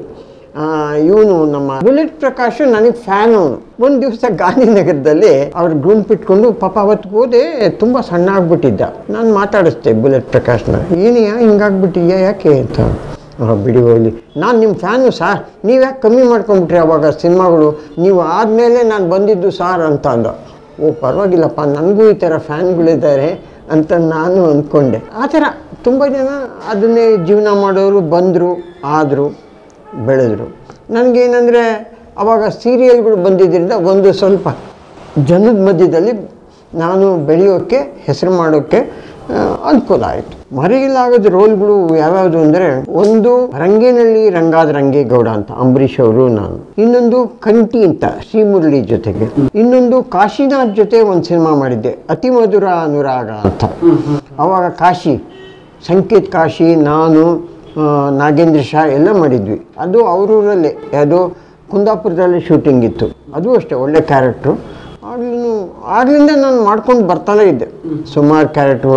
ದೊಡ್ಡ ಕ್ಯಾರೆಕ್ಟ್ರ್ ಮಾಡೋಕ್ಕೆ ಯಾಕಾಗಲಿಲ್ಲ ಅಂದರೆ, ನಾನು ಕೆಲಸದಲ್ಲಿದ್ದು ಲೀವ್ಗಳು ಸಿಗ್ತಾ ಇರಲಿಲ್ಲ. ಎಷ್ಟೋ ಸಲ ಅದು ತಪ್ಪು ನಂದು ಆಗಿದೆ. ಯಾಕೆ ಸಿನಿಮಾಗಳು ಮಾಡೋಕ್ಕಾಗಲಿಲ್ಲ ಅಂದರೆ ಈ ಥರ ಕಾರಣಗಳು ಬೇಕಾದಷ್ಟು ಇದ್ದಾವೆ ಅಂತ. ಇವತ್ತಕ್ಕೆ ಐನಾತಿಹಾಸಿಗಳು ಅಂತ, 60ಕ್ಕೆ ಅರಳು ಮರಳು ಮರೆಯಲಾಗದ ಅನುಭವಗಳು ಅಂದರೆ ಈಗಲೂ ಇದೆ ಬೇಕಾದಷ್ಟು. ಏನಪ್ಪ ನಾನು ಸಂಪಾದನೆ ಮಾಡಿದ್ದೀನಿ ಅಂತ ಅಂದರೆ, ಒಂದು 25 ಬೌನ್ಸ್ ಚೆಕ್ ಅವೆ. ಅವಾಗೆಲ್ಲ ಬೌನ್ಸ್ ಚೆಕ್ ಕೊಡ್ತಾ ಇದ್ದಿದ್ದು. ಬೌನ್ಸೆ ಬೇಕಾದ್ರೆ ಏನಾನ ಅವಾಯ್ಡ್ ಮಾಡೋದು ನಾನು ಈಗಲೂ ಅಂದ್ಕೊಂಡಿದ್ದೀನಿ. ಫ್ರೇಮ್ ಹಾಕಿ ಇಟ್ಬಿಟ್ರೆ ಏನಪ್ಪ ಅಚೀವ್ ಮಾಡಿದೆ ಅಂದರೆ 25 ಬೌನ್ಸ್ ಚೆಕ್ಕನ್ನು ತೋರಿಸ್ಬೋದು. ಆಗ ಕೊಡ್ತಿದ್ದಿದ್ದೆ ಕಮ್ಮಿ ದುಡ್ಡು, ಅದನ್ನ ಇಟ್ಕೊಂಡು ನಾನು ಲಾಯರ್ ಹತ್ರ ಹೋಗೋಕ್ಕಾಗತ್ತರ? ಅಷ್ಟೇ. ಒಂದೇನೋ ಅವಕಾಶ ಸಿಕ್ತು, ನಾನು ಮಾಡಿದೆ. 10 ಜನ, 1000 ಜನ, ಕೋಟಿ ಜನ ನಾನು ನೋಡಿದ್ರು. ಅಷ್ಟೇ ಉಪಯೋಗ. ಕೆಲವು ನಟರ ಜೊತೆ ಒಡನಾಟ ಅಥವಾ ನಿರ್ದೇಶಕರ ಜೊತೆ ಒಡನಾಟ, ಆ ನೆನಪುಗಳ ಅನುಭವಗಳು. ಕಾಶಿನಾಥ್ ಅವರು ಪ್ರೊಡ್ಯೂಸರ್ನ ಬದುಕಿಸೋರು. ಅವರು ಹೇಗೆ ಅಂತಂದರೆ ಹೆಚ್ಚಿಗೆ ಖರ್ಚು ಮಾಡೋಕ್ಕೆ ಕೊಡ್ತಾ ಇಲ್ಲ. ನನಗೆಲ್ಲೋ ಒಂದು ಕಡೆ ಯಾರೋ ಕಾಮಿಡಿ ಮಾಡ್ತಾಯಿದ್ರು, ಸರ್ ಇಂಥ ಕಡೆ ಫಾಲ್ಸು, ಒಳ್ಳೆ ಫಾಲ್ಸ್ ಇದೆ, ಇಂಥ ಕಡೆ ಫಾಲ್ಸ್ ಇದೆ, ಹೋಗ್ಬಿಡೋಣ ಸಾರ್ ಅಂತ ಹೇಳೋರಂತೆ. ಕಾಶಿನಾಥ್ ಕರೆದ್ಬಿಟ್ಟು, ಯೋ ನಿಂಗೇನು ಬುದ್ಧಿ ಐತೇನೆಯ, ಅಲ್ಲಿಗೆ ಇಷ್ಟೊಂದು ಜನ ಕರ್ಕೊಂಡೋಗಿ ಯಾಕೆ ಖರ್ಚು ಮಾಡ್ತೀಯಾ? ನೊರೆ ತಾನೇ ಬೇಕು ನಿಂಗೆ, ಇಲ್ಲಿ ಬಾ, ಎಲ್ಲಿ ಮೈಸೂರು ರೋಡಲ್ಲಿ ನಮ್ಮ ಇದ್ರ ನದಿ ಹರಿಯುತ್ತೆ, ಎಷ್ಟು ಬೇಕು ನೊರೆ, ಅದು ನಿಲ್ಲಿಸ್ಬಿಟ್ಟು ಶೂಟ್ ಮಾಡಯ್ಯ ಅಂದ್ಬಿಡೋರು. ಅಂದರೆ ಅಲ್ಲ, ಅವರ ಒಂದು ಸಾಂದರ್ಭಿಕವಾಗಿ ಕಾಮಿಡಿ ಇರ್ಬೋದು, ಬಟ್ ಆ ಪ್ರೊಡ್ಯೂಸರ್ನ ಉಳಿಸ್ಬೇಕು ಅನ್ನೋ ಇದೂ ಕಾಶಿನಾಥ್ ಅವರಲ್ಲಿ ತುಂಬ ಇತ್ತು. ಕೆಲವರು ಏನಂದರೆ ಬಂದರು, ಕೆಲವರೆಲ್ಲ ಈ ಸಿನಿಮಾ ಮುಗಿದವ್ರೆ ಮುಂದಿನ ಸಿನಿಮಾ ಇಲ್ವಲ್ಲ ಅಂತ ಇದನ್ನೇ ಹೇಳಿಯೋರು. ಇನ್ನೊಂದು ಸಿನಿಮಾ ಸಿಗೋವರೆಗೂ ಈ ಸಿನಿಮಾ ನಮ್ಮ ಅಪ್ಪನೇ ಫಿನಿಷ್ ಆಗ್ತಾ ಇರಲಿಲ್ಲ. ಆ ಥರ ಡೈರೆಕ್ಟ್ರುಗಳು ನೋಡಿದೆ. ಆಮೇಲೆ ಏನಾದರೂ ಮಾಡಿ ಹೆಸರು ಮಾಡಬೇಕು ಅಂತ ಒಂದು ನಿರ್ದೇಶಕರು ಇದ್ದಾರೆ, ಸುಮಾರಿದ್ದಾರೆ. ನನಗೆ 2 ಆಸೆ ನನಗೆ ಜೀವನದಲ್ಲಿ ನಿಂತೋಗ್ಬಿಡ್ತು. ಒಂದು, ಪುಟ್ಟಣ್ಣವರು ಕೊನೆಗಾಲದಲ್ಲಿ ನನಗೆ ಕ್ಯಾರೆಕ್ಟ್ರು ಕೊಡ್ತೀನಿ ಅಂದರು, ಅದಾಗಲಿಲ್ಲ. ಆಮೇಲೆ ಸಿದ್ಧಲಿಂಗಯ್ಯನವರು ಅವರು ಹೇಳಿದರು ನನ್ನ ಒಂದು ನಾಟಕಕ್ಕೆ ಬಂದಾಗ, ಆರಾಧ್ಯ ಅವರೇ ಖಂಡಿತ ನಿಮಗೆ ನೆಕ್ಸ್ಟ್ ಕ್ಯಾರೆಕ್ಟ್ರು ನಾನು ಕೊಡ್ತೀನಿ ಅಂತ ಹೇಳಿದರು. ಅವೆರಡೂ ನನಗೆ ಪೂರೈಸ್ಕೊಳಕ್ಕೆ ಆಗಲೇ ಇಲ್ಲ. ಬಟ್ ಒಂದೇನೆಂದರೆ, ನಮ್ಮ ಶ್ರೀನಿವಾಸ ಮೂರ್ತಿ ಅವರು ನನ್ನ ಜೊತೆ ನಾಟಕಗಳು ಮಾಡ್ತಾಯಿದ್ರು ಪ್ರಭಾತ್ ಶಿಶುಯಾರದಲ್ಲಿ. ಅವರು ಅಲ್ಲಿ ಯಾರ್ಯಾರು ಗೊತ್ತಾ ಸರ್, ದೊಡ್ಡ ದೊಡ್ಡ ನಟರಿದ್ದಿದ್ದು, CR ಸಿಂಹ ಅವರು, ಮಂಜುಳಾ ಸತ್ತೋದ್ರಲ್ಲ ಅವರು, ಅವರೆಲ್ಲ ನಮ್ಮ ಪ್ರಭಾತ್ ಶಿಶುಯಾದ. ರಾಜ್ಕುಮಾರ್ ಅವರು ಒಂದ್ಸಲ ಯಾವುದೋ ಒಂದು ನಾಟಕ ಪಾತ್ರ ಮಾಡಿದ್ದಾರೆ. ಹೌದು, ಅವಾಗ ಗೋಪಿನಾಥ್ ದಾಸರು ಅಂದರೆ ಫೇಮಸ್ಸು. ಅವರು ರಾಜ್ಕುಮಾರ್ ಅವ್ರನ್ನ ಭಾಳ ಸಲೀಸಾಗಿ ಮಾತಾಡ್ಸೋರು. ಪಾರ್ವತಮ್ಮನವರೇ ಆಗಲಿ, ಇವರೇ ಆಗಲಿ. ಅವರ ಸಂಸ್ಥೆಯಿಂದ ಭಾಳಷ್ಟು ಜನ ಕಲಾವಿದರು ಬೆಳೆದರು. ಮ್ಯೂಸಿಕಲ್ ಇದು ಅವಾಗ ಒಂದು ಸ್ವಲ್ಪ ಮಾಡರ್ನೈಸ್, ರೆಕಾರ್ಡೆಡ್ ಮ್ಯೂಸಿಕ್ಕಿಗೆ ಆರ್ಟಿಸ್ಟು ಬಾಯಿ ಆಡ್ಸೋದಷ್ಟೇ. ಅದು ಒಂದು ಚೆನ್ನಾಗಿತ್ತು. ಇದರಿಂದ ಭಾಳಷ್ಟು ಜನ ಬೆಳೆದರು. ಬಟ್ ಅವ್ರ ಮನೆಯಲ್ಲಿ ಊಟ ಹೆಂಗೆ ಹಾಕೋರು ಅಂತ ಅಂದರೆ, ಈ ಮದುವೆ ಮನೆ ಪಂಕ್ತಿ ಇದ್ದಂಗೆ ಆರ್ಟಿಸ್ಟ್ನೆಲ್ಲ ಕೂರಿಸ್ಬಿಟ್ಟು ಬಿಸಿಬೇಳೆ ಬಾತು, ಮೊಸರು ಅನ್ನ, ಇದು ಅದು ರುಚಿನೇ. ಅಷ್ಟು ಚೆನ್ನಾಗಿ ಪ್ರಭಾತ್ ಶಿಶುಯಾರದಲ್ಲಿ ನಾವು ಬೆಳೆದ್ವಿ. ನಮಗೂ ಒಂದು ಅವಲ್ಲಿ ನಮ್ಮ ಇವರು ಯಾರೋ ಶ್ರೀನಿವಾಸ ಮೂರ್ತಿಯವರು ಆ್ಯಕ್ಟ್ ಮಾಡ್ತಾಯಿದ್ರು. ಅವರಿಗೆ ಫಸ್ಟು ನಮ್ಮ ಸಿದ್ಧಲಿಂಗಯ್ಯನವರೇ ಒಂದು ಚಾನ್ಸ್ ಕೊಟ್ಟರು. ಯಾರಿಗೆ ಇವರಿಗೆ ಶ್ರೀನಿವಾಸ ಮೂರ್ತಿ ಅವರಿಗೆ. ಬಟ್ ಹೇಮಾವತಿ ಪಾಪ ಅವರ ಅದೃಷ್ಟ ಏನೋ ಇದೇ ಸ್ಟೇಟ್ ಮುಂದೆ ನಿಂತ್ಕೊಂಡು ಗೊಳೋ ಅಂತ ಹತ್ಬಿಟ್ರು. ಯಾಕೆಂದರೆ ಹೇಮಾವತಿ ಓಡಲಿಲ್ಲ. ನಾನು ಈ ಕಡೆ ಸರ್ವೇನಲ್ಲಿ ಕೆಲಸ ಮಾಡ್ತಾಯಿದ್ದೀನಿ, ಈ ಕಡೆನೂ ಲೀವ್ ಭಾಳ ಹೋಗ್ಬಿಟ್ಟಿದೆ, ಕೆಲಸನೂ ಹೋಗ್ಬಿಟ್ರೆ ಸಿನಿಮಾನು ಏನು ಮಾಡೋದು ಅನ್ನೋ ಒಂದು ಅವತ್ತಿಗೆ ಹಿಂಸೆ ಇತ್ತು ಅವ್ರಿಗೆ ಶ್ರೀನಿವಾಸ ಮೂರ್ತಿ ಅವ್ರಿಗೆ. ಅಕಸ್ಮಾತ್ ಏನಾದರೂ ನೀವು ಇಷ್ಟು ದಿವಸ ಲೀವ್ ತೊಗೊಂಡೆ ಅಂತ ಕೆಲಸದ ಕಿದಾಕ್ಬಿಟ್ರೆ ಈ ಕಡೆ ಸಿನಿಮಾನೂ ಕಚ್ಕೊಂಡಿಲ್ಲ, ಆ ಕಡೆ ಇದು ಇಲ್ಲ. ಆಮೇಲೆ ಏನೋ ಪಾಪ ಬ್ಯಾಲೆನ್ಸ್ ಮಾಡಿಕೊಂಡು ಬಂದರು ಅಂತ ಇಟ್ಕೊಳ್ಳಿ. ನಮ್ಮ ಚರಣ್ ರಾಜ್ ಅವರು ತೆಲುಗುನಲ್ಲಿ ಹೀರೋ ಮಾಡಿದ್ರು. ಅವತ್ತಿಗೆ ಒಂದು ನಾಟಕ ಮಾಡೋದಕ್ಕೆ ನಮ್ಮ ಜೊತೆ ಬಂದರು ಚರಣ್ ರಾಜ್ ಅವರು. ತುಂಬ ಏನೂ ಗೊತ್ತಿಲ್ಲ ಬಿಡಿ, ಅವತ್ತಿಗೆ ಫಸ್ಟ್ ಎಂಟ್ರಿ. ಅದು ಇಲ್ಲಿ ಒಂದು ಚಾನ್ಸ್ ಕೊಟ್ಟಿದ್ರು. ಆವಾಗ ಒಂದು ಜಗಳ ಇತ್ತು ನಮ್ಮ ಬಂಗಾರಪ್ಪನವ್ರಿಗೂ ಆಮೇಲೆ ಗುಂಡೂರಾವ್ಗೂ. ಆ ನಾಟಕದ ಹೆಸರು ಡೊಂಕುಬಾಲ್ದ ನಾಯಕರು ಅಂತ. ನಾವು ಅದನ್ನು ಒಂದು ಮೋರ್ ದೆನ್ ಒಂದು 400-500 ಶೋ ಮಾಡಿದ್ದೀವಿ, ಇನ್ಕ್ಲೂಡಿಂಗ್ ಕಾಸರಗೋಡಿನಲ್ಲಿ ಕೂಡ ಮಾಡಿದ್ದೀವಿ. ಕಾಸರಗೋಡಿನಲ್ಲಿ ಒಂದು ನಾಟಕ ಮಾಡಿದಾಗ ಅವತ್ತೇ 3 ಶೋ ಅಷ್ಟು ಜನ ಇದ್ದರು. ಹೌದು. ಆಮೇಲೆ 2 ಶೋ ನಾವು ಸಪ್ರೇಟಾಗಿ ಮಾಡಿದ್ವಿ, ಜನಕ್ಕೋಸ್ಕರ ಕಾಸರಗೋಡಿನಲ್ಲಿ ನಾಟಕ ಮಾಡಿದ್ವಿ. ಅವಾಗ ಖುಷಿ ಆಯಿತು. ಅವಾಗ ಕೂಡ ಅಂದರೆ ಆ 500 ಶೋನು ನಾನು ಒಬ್ಬನೇ ಮಾಡಿದವನು, ಮುಖ್ಯಮಂತ್ರಿಗಳು ಪಿ ಎ ಆಗಿ. ಯಾಕೆಂದರೆ ನಾನು ಆ ಥರ ಪಾತ್ರ ಅಡ್ಜಸ್ಟ್ ಆಗ್ಬಿಟ್ಟಿತ್ತು. ತುಂಬ ಜನ ಕ್ಯಾರೆಕ್ಟ್ರುಗಳು ಎಲ್ಲ ನಮ್ಮ ಪೃಥ್ವಿ ಕೂಡ ಮಾಡಿದರು, ಒಂದು ಮಿನಿಸ್ಟ್ರ್ ಕ್ಯಾರೆಕ್ಟ್ರು. ಪೃಥ್ವಿರಾಜ್ IT ನಲ್ಲಿ ಪೃಥ್ವಿರಾಜ್ ಅಂತಿದ್ದಾರೆ, ಅವರು ಸುಮಾರು ವಿಷ್ಣುವರ್ಧನ್ ಅವ್ರ ಜೊತೆ ಇವ್ರ ಜೊತೆ ಎಲ್ಲ ಮಾಡಿದ್ದಾರೆ. ಅವರು ಕೂಡ ಮಾಡಿದರು, ಅವರು ಎಲ್ಲ ಮಾಡಿ. ಸೊ ಆ ಒಂದು ನಮಗೆ ಒಂದು ಒಳ್ಳೆ ಅನುಭವ ಕೊಡ್ತು. ಯಾವುದು ಡೊಂಕುಬಾಲ್ದ ನಾಯಕರು ಮತ್ತು ಫೇಮಸ್. ಈ ಕಡೆ ಗುಂಡೂರಾವ್ ಜಗಳ, ಆ ಕಡೆ ಬಂಗಾರಪ್ಪನ. ಇವರು ಬಂಗಾರಪ್ಪನವರ ಬಮ್ ಅಂತ ಹೆಸರಿಟ್ಟಿದ್ರು, ಗುಂಡೂರಾವನ್ನ ಗುಮ್ ಅಂತ ಇಟ್ಟಿದ್ರು. ಇವತ್ತು ನಿಮಗೆ ನಾಟಕದ ಪುಸ್ತಕ ಸಿಗುತ್ತೆ, ತೆಗೆದು ಇದೆ ಡೊಂಕುಬಾಲ್ದ ನಾಯಕರು ಅಂತ ಅದರ ಹೆಸರು. ಅದು ಕೂಡ ನನಗೆ ಒಳ್ಳೆ ಉತ್ತೇಜನ ಕೊಡ್ತು ಆ್ಯಂಡ್ ಒಳ್ಳೆ ಹೆಸರು ಕೊಡ್ತು ನಾಟಕ. ನನಗೆ ಯಾವುದೋ ಒಂದ್ಸಲಿ ಒಂದು ವಿಧಾನಸೌಧ ಇದರಲ್ಲಿ ಮಾಡಬೇಕಾದ್ರೆ ಯಾರೋ ಒಬ್ಬರು ಮಿನಿಸ್ಟ್ರು ಬಂದು ಕೇಳಿದರು, ನೀವೆಲ್ಲಾದರೂ ಯಾರಾದರೂ ಮಿನಿಸ್ಟ್ರು ಪಿ ಎ ಆಗಿದ್ರಾ? ಅಯ್ಯೋ ಇಲ್ಲ ಸರ್. ಅಲ್ಲ, ಎಷ್ಟು ಚೆನ್ನಾಗಿ ಇದು ಫೈಲ್ನೆಲ್ಲ ತೋರಿಸ್ತಿರಲ್ಲ. ಅಯ್ಯೋ ಫೈಲಲ್ಲ ಸರ್, ಅವ್ರು ಡೈಲಾಗ್ ಮರ್ತ್ಬಿಟ್ಟವ್ರೆ, ತೋರಿಸ್ತಾ ಇದ್ದೆ. ಯಾಕೆಂದರೆ ನಾನಲ್ಲಿ ಒಂಥರ ನಿರ್ದೇಶಕನೂ ಆಗೋಗ್ಬಿಟ್ಟಿದ್ದೆ, ಗೊತ್ತು ಈ ಪ್ರಾಕ್ಟೀಸ್ನಲ್ಲಿ ಇವರು ಮರೀತಾರೆ ಅಂತ ಗೊತ್ತಿತ್ತು. ಅದಕ್ಕೆ ಇದೆ ಸರ್, ಈ ವ್ಯವಹಾರನ ಇವತ್ತೇ ಮುಗಿಸ್ಬಿಡ್ಬೇಕು, ಇಲ್ಲ ಅಂತಂದರೆ ಮುಂದೆ ಸಿಗಲ್ಲ ಅಂತ ಅಂದಾಗ ಅವ್ರಿಗೆ ಗೊತ್ತಾಗೋದು, ಓ ಈ ಡೈಲಾಗ್ ನಾನು ಬಿಟ್ಬಿಟ್ಟೆ ಅಂತ. ಈ ಥರ ಒಂದು ಅನುಭವ ನಮಗೆ ರಂಗಭೂಮಿ ಎಷ್ಟು ಮಟ್ಟಿಗೆ ಗೊತ್ತು ಅಂದರೆ, ನಾನೂ ಬೆಳಿಬೇಕು, ಪ್ರೇಕ್ಷಕರು ಎಂಜಾಯ್ ಮಾಡಬೇಕು, ಪಕ್ಕದ ಆರ್ಟಿಸ್ಟನ್ನು ಎತ್ಕೊಂಡೋಗ್ಬೇಕು. ಯಾವಾಗಲೂ ಅದನ್ನಿದ್ದರೆ ಒಬ್ಬ ಕಲಾವಿದ ಬೆಳೆಯೋದು. ಅವನು ತುಳಿಬೇಕು, ನಾನು ಬೆಳಿಬೇಕು ಅಂದರೆ ಖಂಡಿತ ಅಲ್ಲೇ ಬಿದ್ದೋಗ್ತಾನೆ.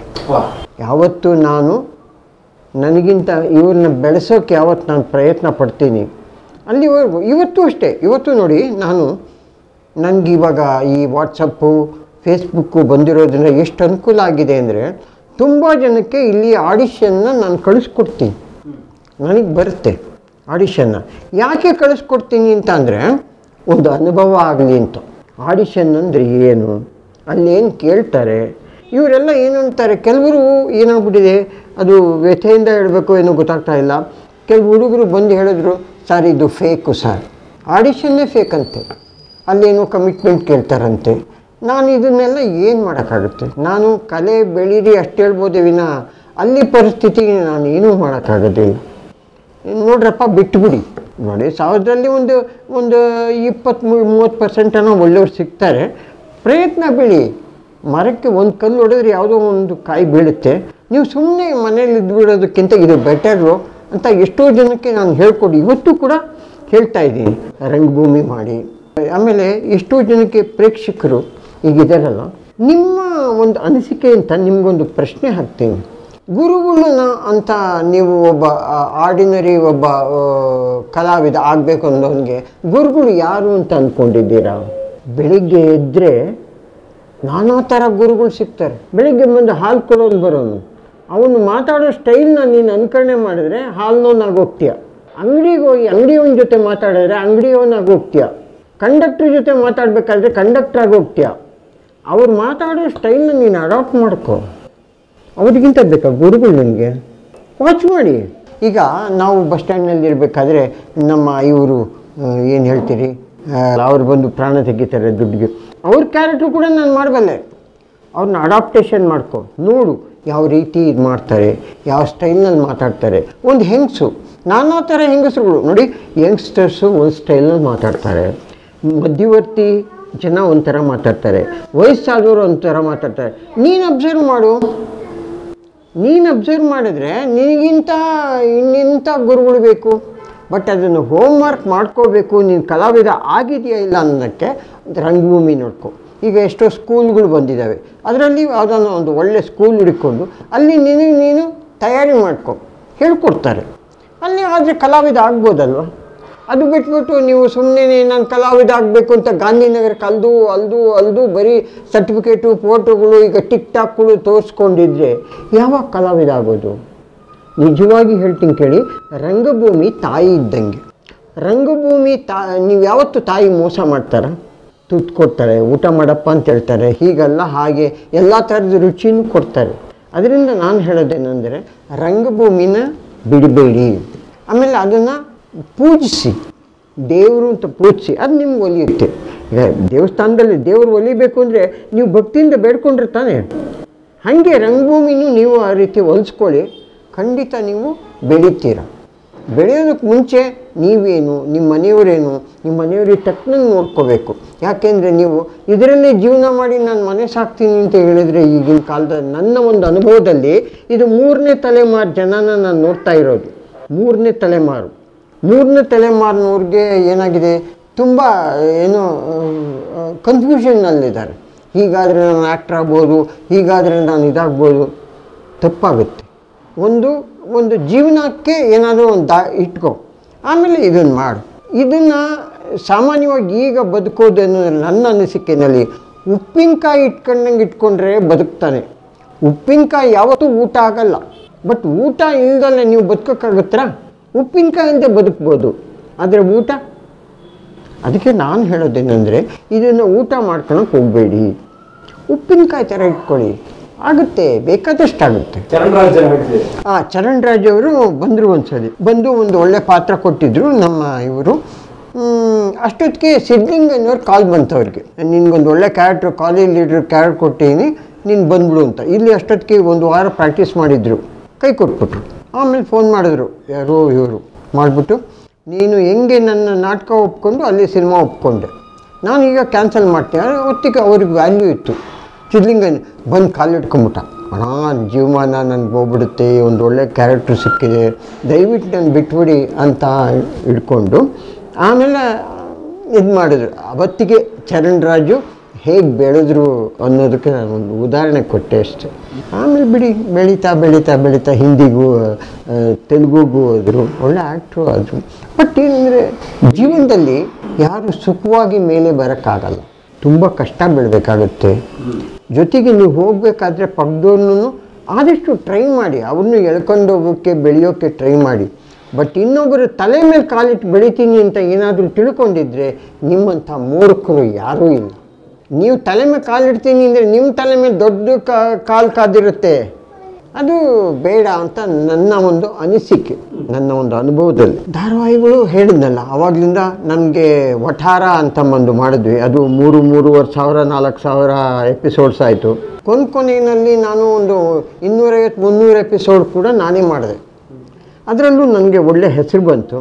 ಆಮೇಲೆ ನಮ್ಮ ಸಿ.ಕೈ ಚಂದ್ರು ಅವ್ರದ್ದು ಪಾಪ ಪಾಂಡು, ಸಿಲಿಲಲ್ಲಿ, ಯದ್ವಾತದ್ವಾ, ಅವರು ಯಾವುದೇ ಹೊಸ ಸೀರಿಯಲ್ ಮಾಡಿದ್ರು ನನಗೊಂದು ಪಾತ್ರನ ಇಟ್ಬಿಡೋರು.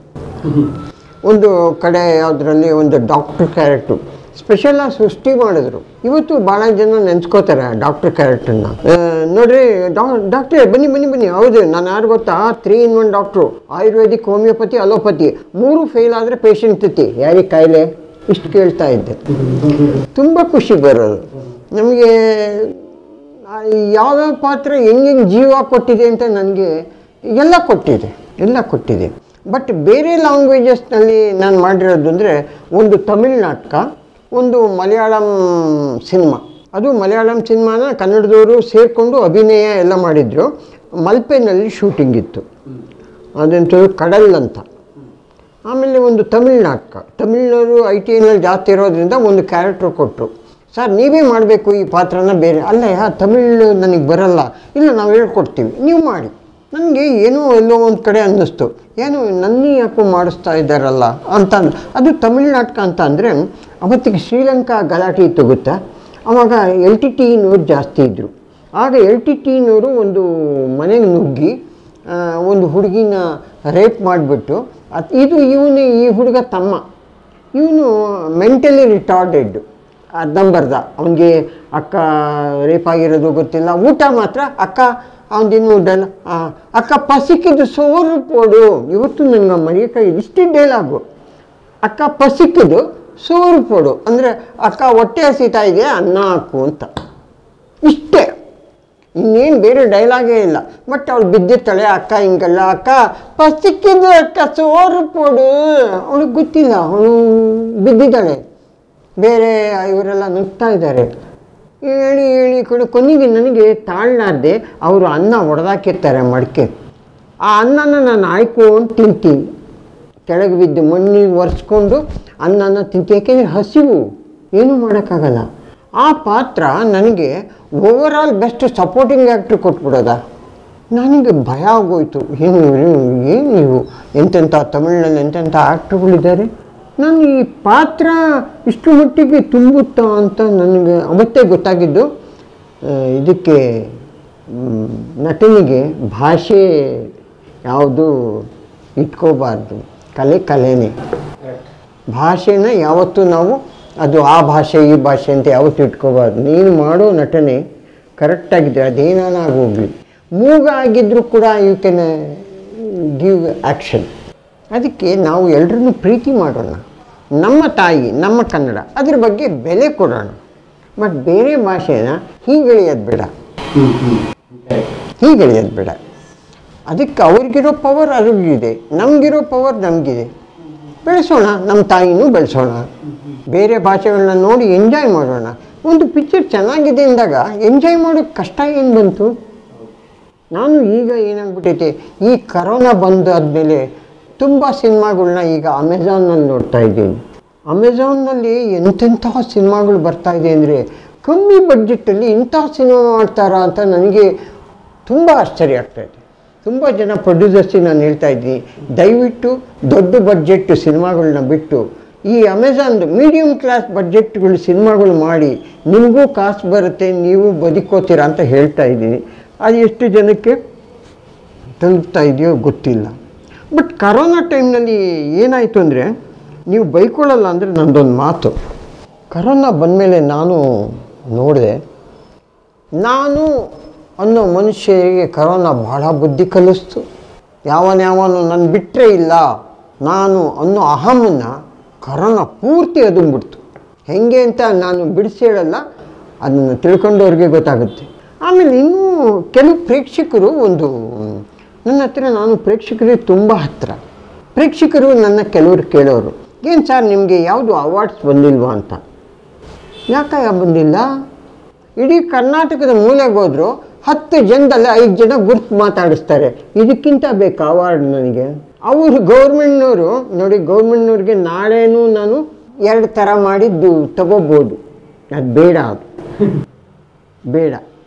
ಎಷ್ಟು ಜನಕ್ಕೆ ಅವಾರ್ಡ್ ಬಂದಿದ್ದಾಗ ನನ್ನ ಪ್ರೇಕ್ಷಕರಿಗೆ ಸರ್ ಇವ್ರಿಗೆ ಅವಾರ್ಡ್ ಬಂತಲ್ಲ ಏನು ಮಾಡಿದ್ದಾರೆ ಅಂತ, ದಯವಿಟ್ಟು ನೀವೇ ಅವ್ರು ನೋವು ಕೇಳಿ ಯಾಕೆ ಬಂತು ಅಂತ. ನನಗೆ ಕೇಳಿದ್ರೆ ನಾನೇನು ಮಾಡಲಿ?